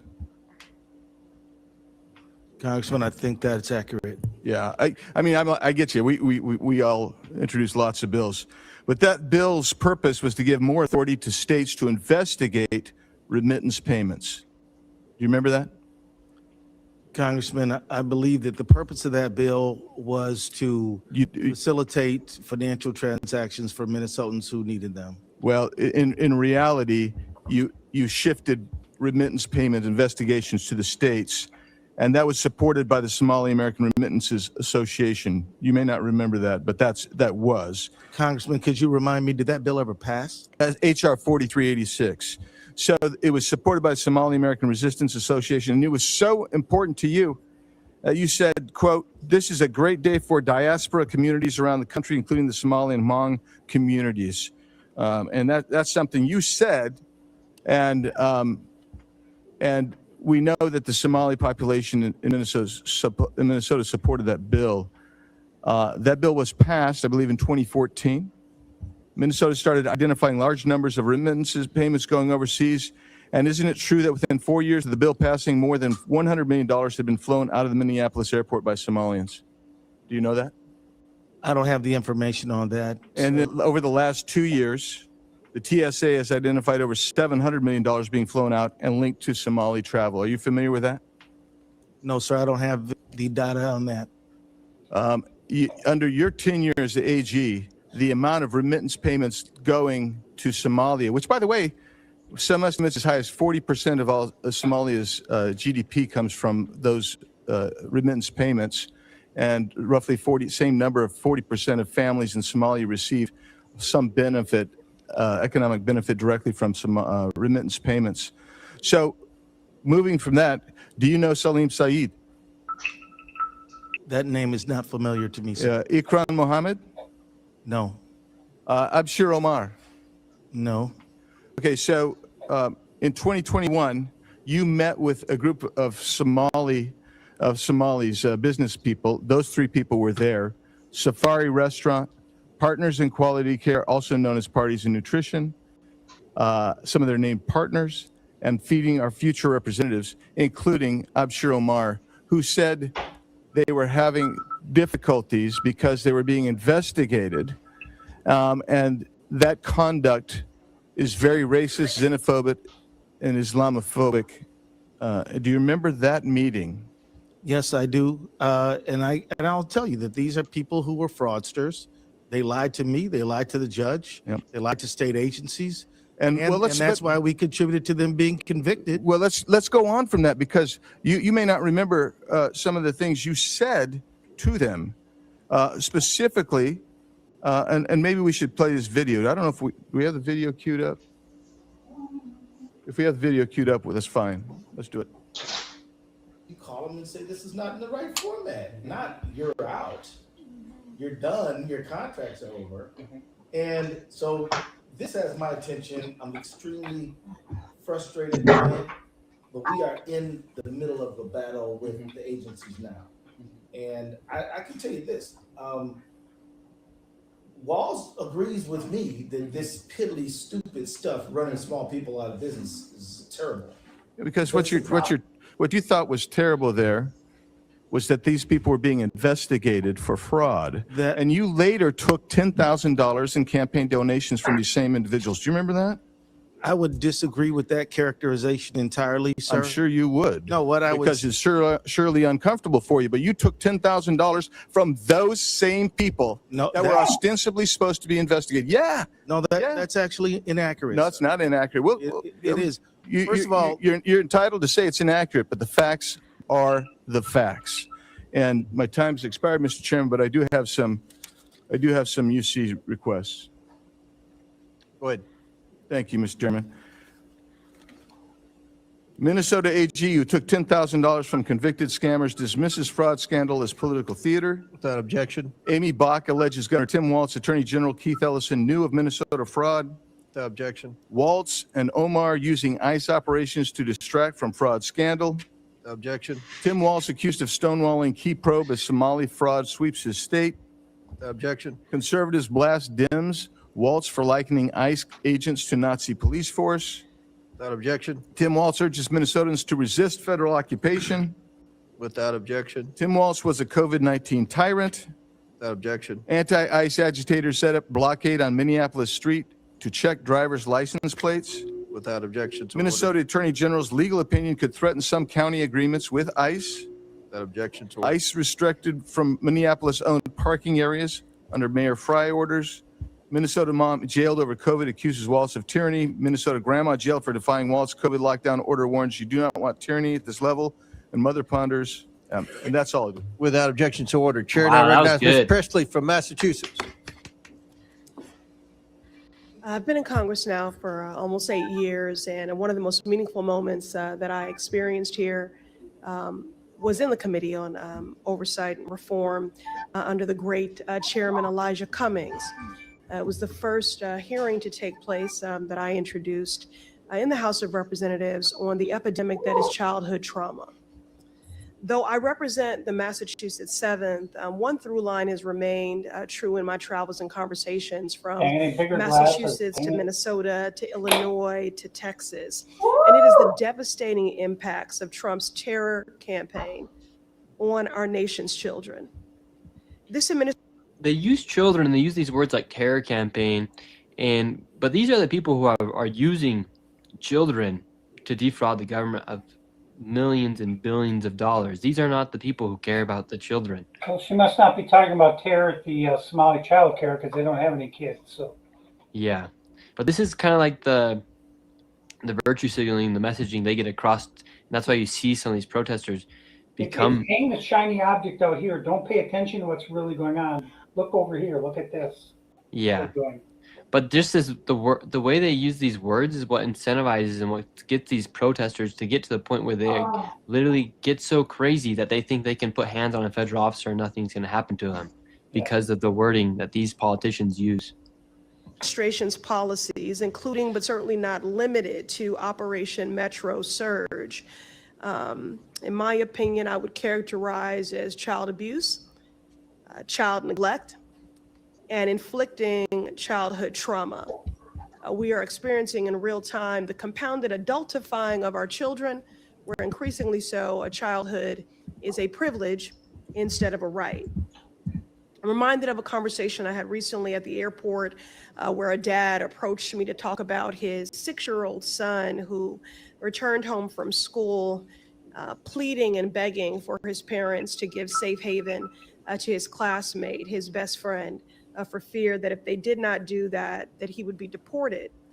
No child should have those concerns or carry that heavy burden, but this is the reality for our nation's children under Donald Trump's America.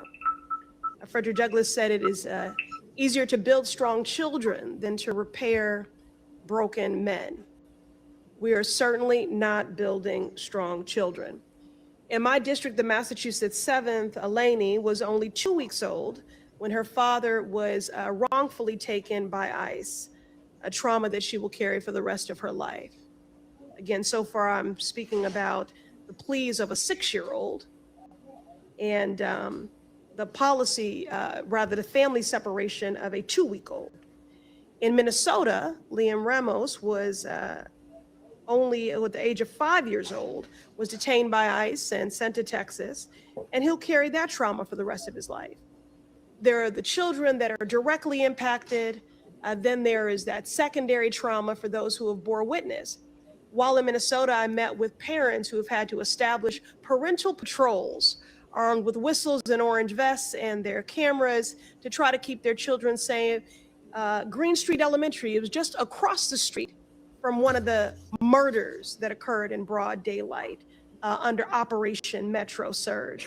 Around the country, the children of Renee Good, Keith Porter, Geraldo Campos, and dozens of other children whose parents were killed by ICE agents will carry that trauma the rest of their lives. Trauma in their bodies, their classrooms, their sleep. It shows up in the ways they cling to their parents at school drop-off, in the silence of a child who used to speak freely, in nightmares that no child should be visited by.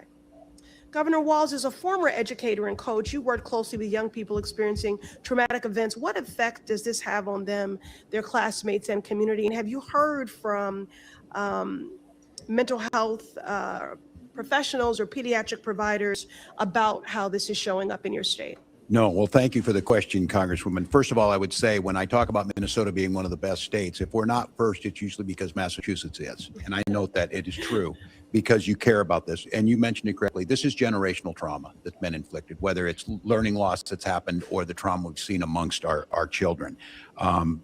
I say that as an educator, as governor, the deep concern, but as a parent of seeing this, what's happened to our children. We know that mental health issues will start to show up. We know that we'll see educational loss, and those have generational impacts on our economy and everything else. I will note, your colleague mentioned me being a tyrant during COVID. We had some of the lowest deaths due to COVID. Tyrant looks like children being drugged from their parents, old people being drugged out of their house without warrants, 2 dead on the streets. And your point, the world saw a piece of it on TV. I can tell you, none of us are going to be the same, Congresswoman. We are going to deal with this, and we are going to put money into social service programs to address it while we tighten up fraud protections, because the idea is you have all these generous programs, yes, and our people are healthier. Our people are more educated. Our economy's stronger. So thank you. Thank you. I ask unanimous consent to enter into the record a February 2026 article from Hechinger Report titled Parental Stress, Raids, and Isolation. How immigration enforcement traumatizes even the youngest children. Without objection to ordered. You know, as I close, I've always taken issue with the myth that children are resilient. Something that people say because I guess it brings them comfort. The false notion that if you hurt kids, they will automatically heal. It allows policymakers to inflict harm and then to look away. But children are not collateral for reckless and godless policies. They should not be ignored. Rather, we should center children to understand the impacts of all these policies. And, Bro, none of this would be happening if they didn't follow the law. I'm sorry, ma'am. Or if their parents didn't follow the law. Thank you. Chair now recognizes Coming to Mr. the country Sessions illegally. from Texas. Mr. Chairman, thank you very much. To my 2 former colleagues, I would welcome you back, and I know that this is something that is not as easily done. And I recognize that. I want to thank our Methodist preacher for being here. I want to put in some context what you've heard today, and that is probably to both of you, not a lot has changed up here. We're still trying to play the gotcha game. We're still people are trying to do their job. That's what we are trying to do here. We come back and talk about children, yet we forget that President Biden, President Obama had tens of thousands, 800,000 children that were lost by them that President Trump is still trying to find. Thank you, because so many of these people, they're all talking about children right now. Meanwhile, the people they support trafficked in hundreds of thousands of children, and they don't have anything to say about that. Where 300,000 children were brought in underneath Biden, but they have nothing to say about that. Meanwhile, they're using children as an example here, when these same children are being used to defraud the government. They're completely missing the point. Now they start to act like they care about the children after they've already stolen billions of dollars because of children. And Nick, that 5-year-old Ramos kid they were talking about in Minneapolis, his father was a criminal, illegal alien. ICE went and grabbed him, and the 5-year-old, they knocked on the door. That 5-year-old's mother would not take him in, so they had to put him in federal custody protection because his father was being arrested, but his mother would not accept her own son back into her home. Yeah. That's a fact. They won't mention that. No. Everybody, reminder, Quality Living hoodies are in the pinned comment above. All right, this is going to get good right here. Here we go. Talk about not trusting ICE, which is a federal component, and yet the Boston bombers caused chaos. I can't imagine why we wouldn't want to form up a relationship instead of saying ICE is no good, we don't want you. It is the federal component. So with all that said, in fairness to each of you, you've heard what we've said today. So I would ask you, Governor, and then I will say right up front, I was kind of hoping that you might show up, or both of you might show up, because you're a Methodist preachers here, and say, we didn't do everything right. We think there were a lot of things done wrong. We think we want to learn. We come and ask that you understand that this is something that happened in our midst. My Methodist preacher, I'm a global Methodist. My Methodist preacher meets with me pretty often and makes sure that he knows and I know I look for balance. I look for fairness. I look for objectivity. And I know you've not been placed in a very good position now, but I got 3 minutes left. Governor, what did we do wrong here? How do you want to set that record straight?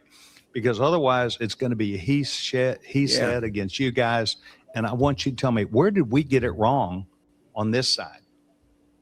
Well, Congressman, I appreciate that. And I do say, And you and I are friends. We are. And I've said it publicly before. We disagreed on some issues, but we had a lot of conversations on the floor. Look, I think I agree with you. As governor, I've taken accountability for this. So I'm not going to run again. I need to spend the time fixing this. This does undermine trust in government.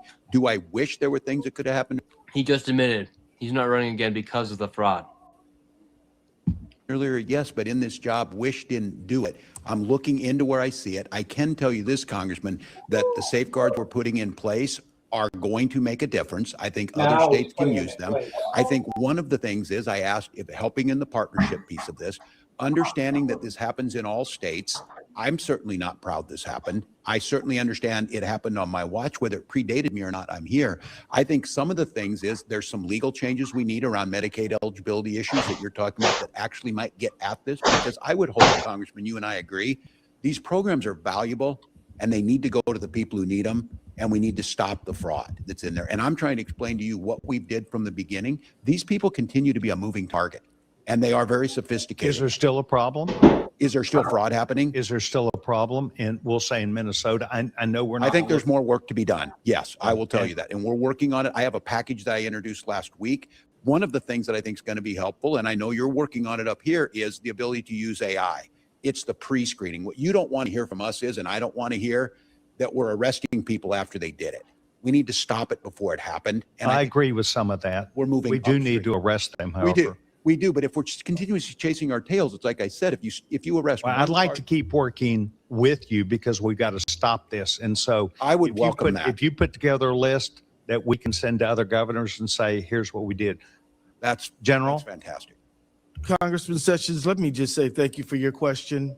I absolutely think there is more that all of us can do to protect the public dollar and get the money where it was intended to go.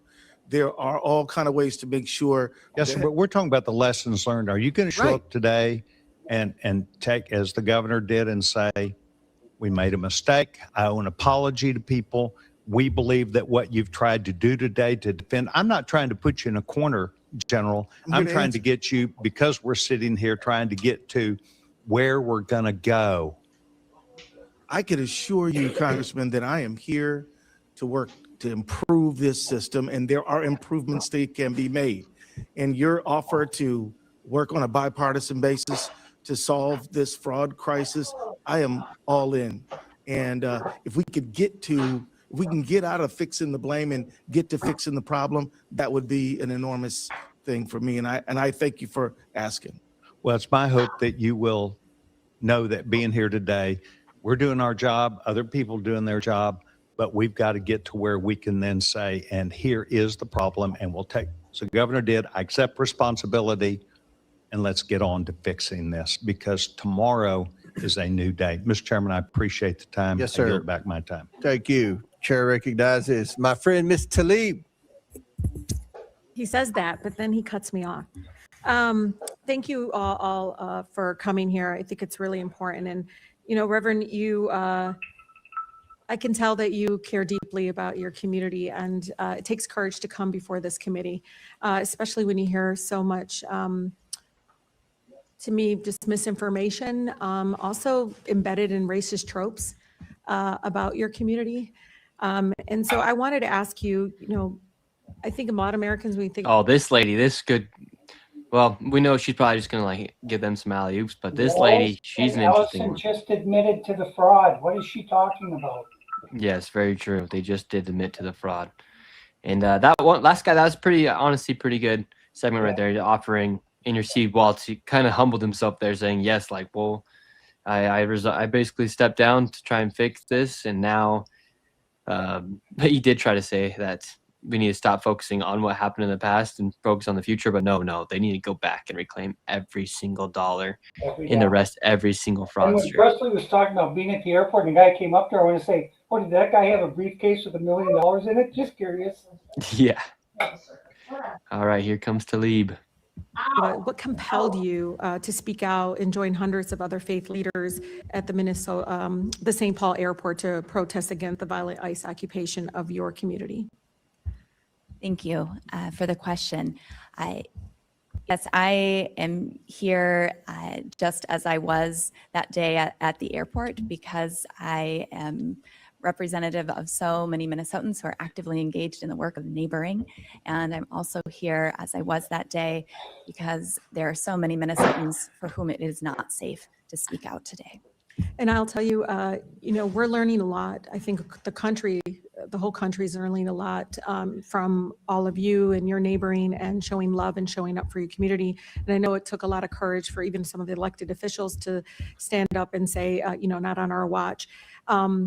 We talk about the fearlessness that is needed sometimes to fight for our rights. And some people will continue to gaslight folks and call us domestic terrorists, to surveil us more, to try to bully us and intimidate us to silence. And I just want the Minnesota people to know, I know my district sees you all, and we say continue it. You are freeing all of us when you continue to speak up, and you're protecting all of us as well.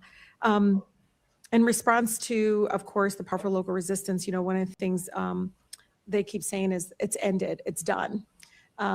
You heard my colleague from Boston, Congresswoman Ayanna Pressley, talk about trauma. It's not done.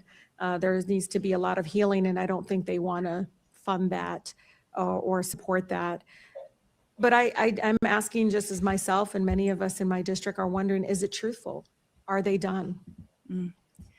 Unfortunately, it's not over. As we heard, there are still 650 ICE agents in Minnesota. That means there is still fear and trauma for our children and for our immigrant and refugee neighbors. And as Ms.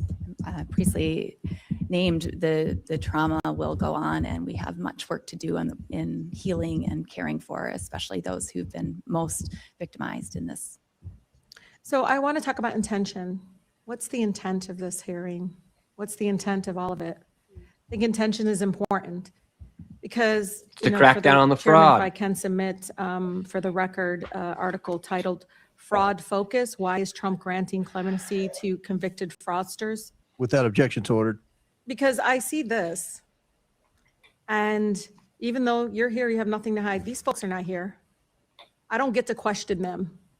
I don't get to say to the guy that committed $200 million Medicare fraud who just got pardoned by Trump. I don't get to ask Jared Kushner, why is your dad go from, literally in France, the title of the article is Prison to Paris. Literally from committing fraud, he pardons his son-in-law's father, and now he's an ambassador. You see all that happening, it's like, well, what's the intention here? They're creating a world's largest paramilitary under the direct control of the president, who has made it clear that he intends to crush dissent, target entire cities, and rig elections. He literally is telling us he's going to send ICE agents out on election day to intimidate and target our community. He's not lying. He's going to do it. And I think we need to be very, very much prepared. At the same time, intention. Governor, Well, that would actually wouldn't be the worst idea to have ICE agents out during election day to make sure that illegals don't vote.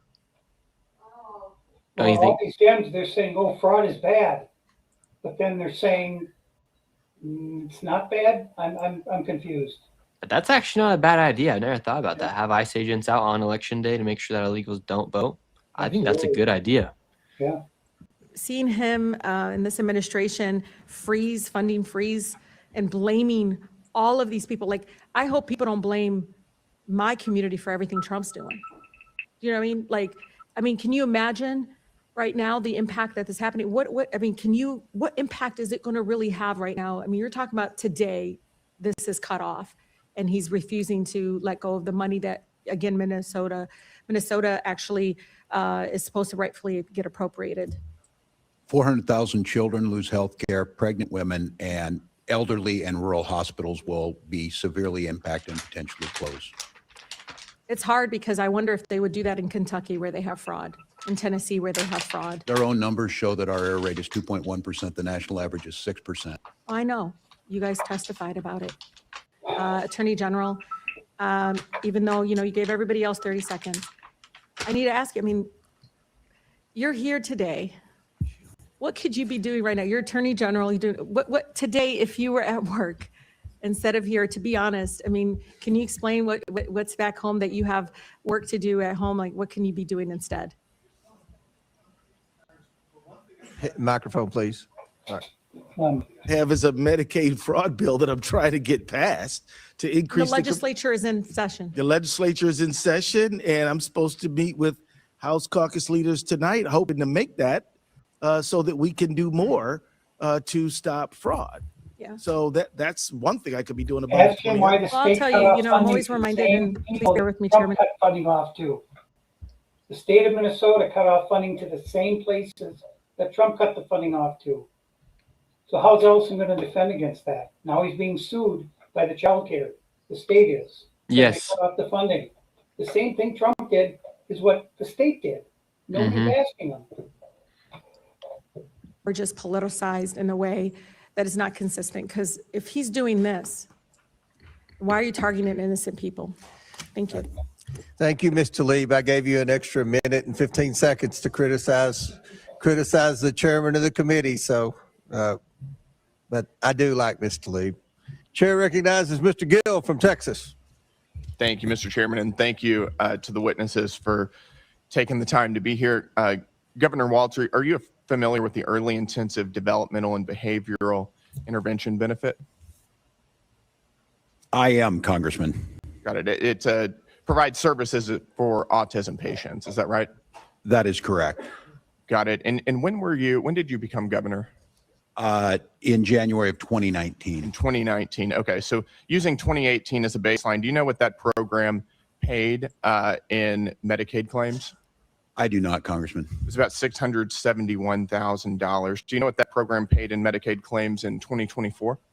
I don't have the number in front of me. $342 million. That's about a 500x increase over 6 years. Was there 500 times the number of autism patients in that time period? I couldn't speak specifically to it, but I will say, Congressman, that doesn't sound reasonable, right? You don't think there was a 500x increase in the number of autism patients in 6 years, right? Correct, and that's why we ordered on-site visits starting back in 2024. So we agree that doesn't sound reasonable. Would you also agree that a single taxpayer dollar wasted on fraud is a dollar too much to tolerate? Yes. Yep. And would you agree that as governor, ultimately you're responsible if tax dollars are defrauded? Yes, I would agree. Yep. Would you also agree that calling somebody racist is a serious accusation? If they are racist, I think it's I'm probably asking accurate. you, is that a serious accusation to make about somebody? I think it's just an observation of reality. All right, well, let's go there. Is it racist for a government official to identify fraud? No. No. Is it Islamophobic? To identify fraud? To identify fraud? No, I don't believe it would be. How come multiple whistleblowers have said that your administration told them not to say anything about widespread fraud across multiple agencies because doing so would be considered racist or Islamophobic? I can't speak to it because it's not anything I would say. Well, that's what your administration has said and has told whistleblowers. And as you just testified, the buck stops with you. It's what you stated in your statement whenever you announced you weren't running again. Are you familiar with Faye Bernstein? Yes, I'm familiar with the name. She's a Democrat, isn't she? I wouldn't know that. She stated publicly that she's a Democrat. She's only voted Democrat in her life. She's also stated publicly that she was retaliated against and called racist, and that her work responsibilities were diminished whenever she was highlighting fraud within your administration. Are you familiar with that? I couldn't speak to Why do you think specific she would? allegation. Why do you think she would say that? I can't speak for what you have no idea. I do not. You would agree that the tone in your administration comes from you ultimately, right? The tone is that. The tone of how you might deal with whistleblowers. Right, and we protect them. Wait, it doesn't sound like you're protecting them. We heard from Representative Kristen Robbins, quote, "We have dozens of credible whistleblower reports saying the exact same thing, that people were told not to say anything because they'd be called racist or Islamophobic or it would hurt the state." Do you think it's racist or Islamophobic to highlight and try to stop fraud? It is not, and I certainly wouldn't It's know. not, but that was the message your administration was sending to multiple whistleblowers. I can't speak to that. You can't speak to that. No, you don't want to speak to that, I think. I have Should over whistleblowers 40,000 be employees, retaliated Congressman. against?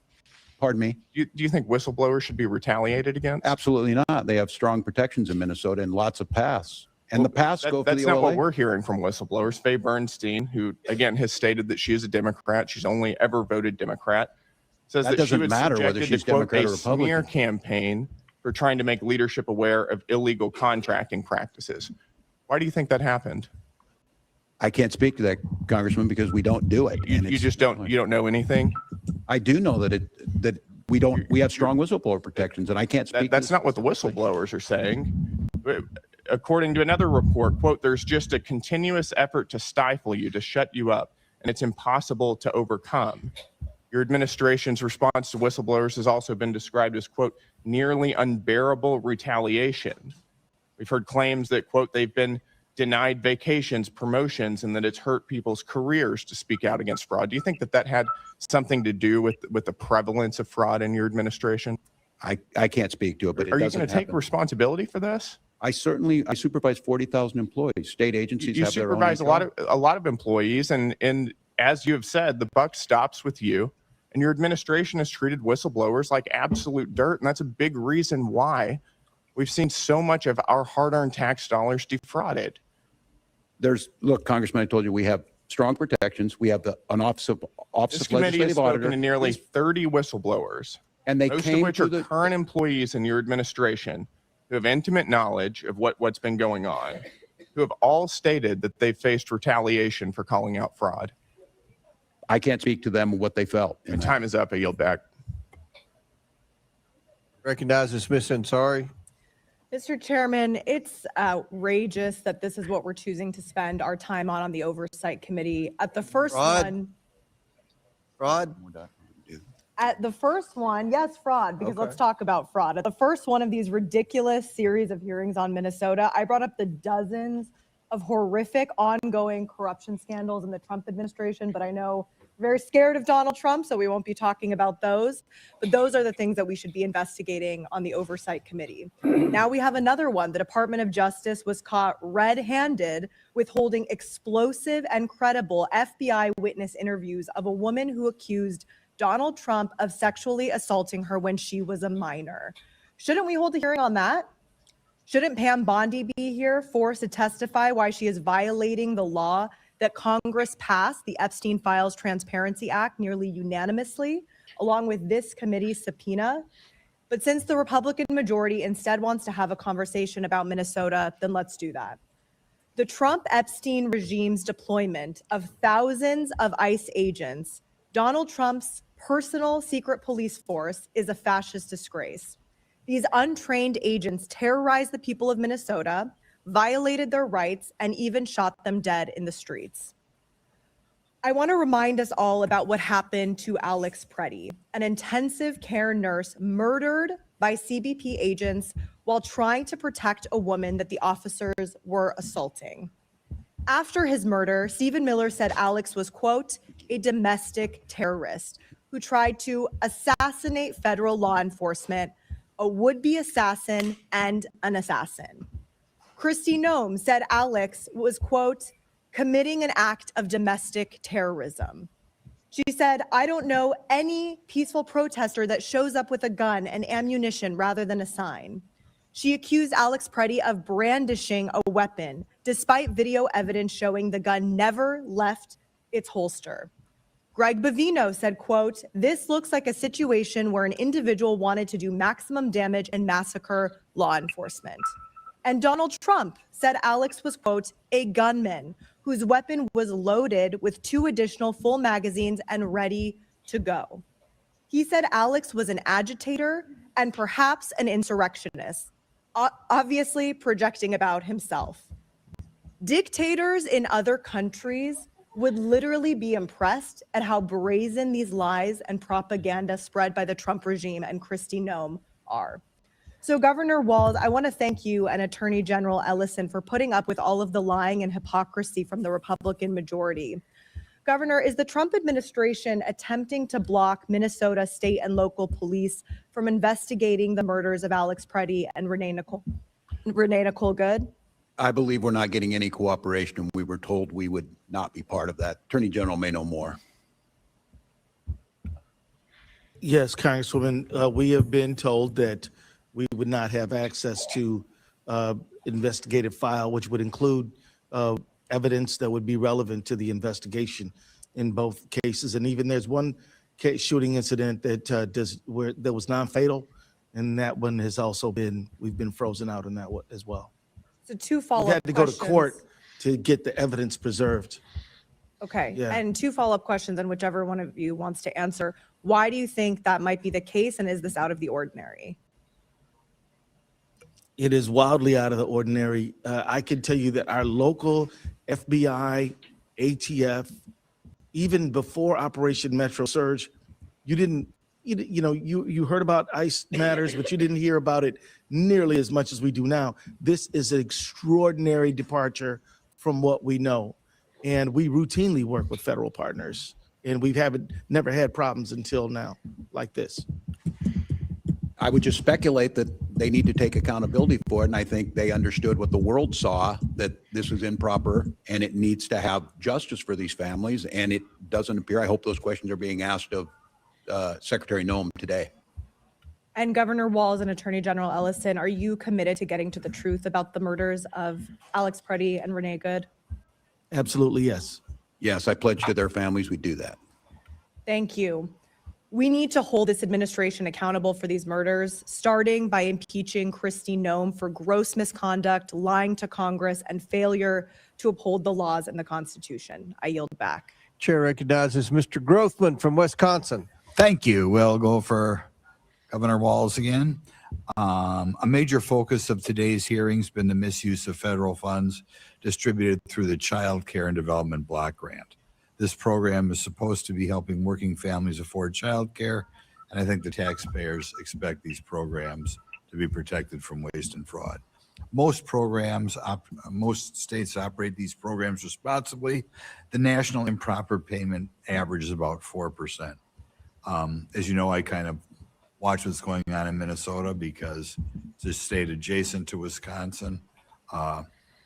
It's amazing, if you're a congressman, the number of people who get Minnesota and Wisconsin confused. But when that number climbs above the national average of 4%, it should be a warning sign that oversight has failed. Minnesota's improper payment rate got up to 11%. It's not a small administrative mistake, over almost 3 times the national average. That is a system that's clearly not being monitored the way it should be. When Wisconsin had a similar program several years ago, when I was in the state legislature, in 2010, we uncovered fraud in our child care assistance program. Wisconsin did not look away. We took responsibility, implemented serious reforms, and those reforms included expanding background checks for providers, creating a dedicated fraud investigation unit, strengthening eligibility requirements, and instituting a comprehensive audit system. That would have been when Scott Walker was governor. Because of these reforms, Wisconsin now has an improper payment of under 1%. So in other words, we almost totally wiped out the problem. Didn't happen by accident. It happened because Governor Walker took responsibility and acted quickly. He thought fraud was a problem. Governor Walz, Minnesota had similar warning signs. Investigators, auditors, even internal officials kept raising concerns about fraud in social service systems. And it didn't just cost taxpayers money. These programs are meant to help children and working families. When fraud drains millions of these dollars from these programs, that money is not reaching the people it was intended to serve. First of all, Governor Walz, when did your administration first become aware that fraud risks were escalating in Minnesota's child care assistance program? You were kind of an outlier in the whole country. Well, thank you, Congressman. This dates back to about 2012 that the action has been being taken. And as I stated earlier, on our first days in office, we started taking action. I would ask, if I could, on this, anything that Governor Walker did, I would appreciate if you would show us what those actions were. We're more than happy to implement them, and that's what we've started over the last 7 years. Reports indicate that some providers continued receiving payments even after the fraud concerns were raised. Was that a decision made by your administration? and who specifically you feel did not? I can't speak specifically to which those were. Decisions are made at the department level, but I can't speak to what those allegations were. We're told it was still 11% under your administration. When fraud indicators appear in a program funded by federal taxpayers, do you believe the responsible action is to pause payments until those concerns are investigated? I don't think it's that simple. As I said, these programs provide a really important service, and childcare is a critical one. The issue is trying to make sure the legitimate payments are made and that you're stopping fraud. So I don't think in all cases that pausing those payments is the right action. Okay, just in general, I'll say when the fraud percentage reached 11% in Minnesota, and we got it down under 1% in Wisconsin, I think it's a cause for concern. I'll give you another question because a little bit of this hearing wandered a little bit to what happened in your streets out there. When any agency comes to Wisconsin, any federal agency, I've talked to several of our sheriffs, could be ICE, could be Bureau of Alcohol, Tobacco, and Firearms, could be FBI, could be Secret Service. Our sheriffs always try to coordinate with the federal agencies, ask them what they need. You need us to set up a perimeter. Can we help you by transporting people to the local jail? Do you just want some squad cars parked around to presumably keep troublemakers at bay? That was not done in Minnesota like it's routinely done in certainly all the. I don't think that's a correct characterization. I think Tom Holman indicated that those things do happen and have been happening. During the time in which you had the serious riots or whatever you want to call them in Minnesota, I believe that you did not reach out for your state law enforcement to help out federal law enforcement, in part because you're a sanctuary state. And that is incorrect. Tom Holman indicated we are not. I don't know what to tell you, Congressman. We did. We want to cooperate. That's not what you saw on the streets. Right. We did not see cooperation. You saw ICE agents shooting people in the head. You saw little children being drug out. You saw ICE agents indiscriminately throwing smoke grenades. And I think what the world saw was peaceful resistance and a defense of their neighbors. So this is not about immigration reform. This was about an untrained force that came in, not with the intention of immigration. I would say that you did not have the interaction between local law enforcement and federal agencies that is routinely seen around the country. Thank you. Gentleman yields back. Chair recognizes Ms. Brown. Thank you, Mr. Chairman. 13 months into the Trump administration, and this committee has failed to hold one hearing or one open investigation to hold this president accountable. Makes you wonder, are we the oversight committee or? Now, who's this lady? We got Mrs. Brown. We already know pretty much exactly what she's going to say, right? Just from the first sentence. It's Trump's bad man, and why don't you talk to Trump about this and that? Meanwhile, we're here because this is literally called the oversight of fraud and misuse of federal funds in Minnesota. Go after Tim Walz, Keith Ellison. They're right there, right in front of you. This is literally a non-partisan issue to talk about fraud. Yet, okay, you guys, I'm gonna shut it down. I'm about to with my housework. I thank you guys for coming over because there's no shortage of matters that demand our attention. I can share a few that come to mind. This is a president who has turned the White House into an ATM. Oh my and God. in Trump Washington, the fastest path to a pardon or a position is to donate to Trump's ballroom or inauguration.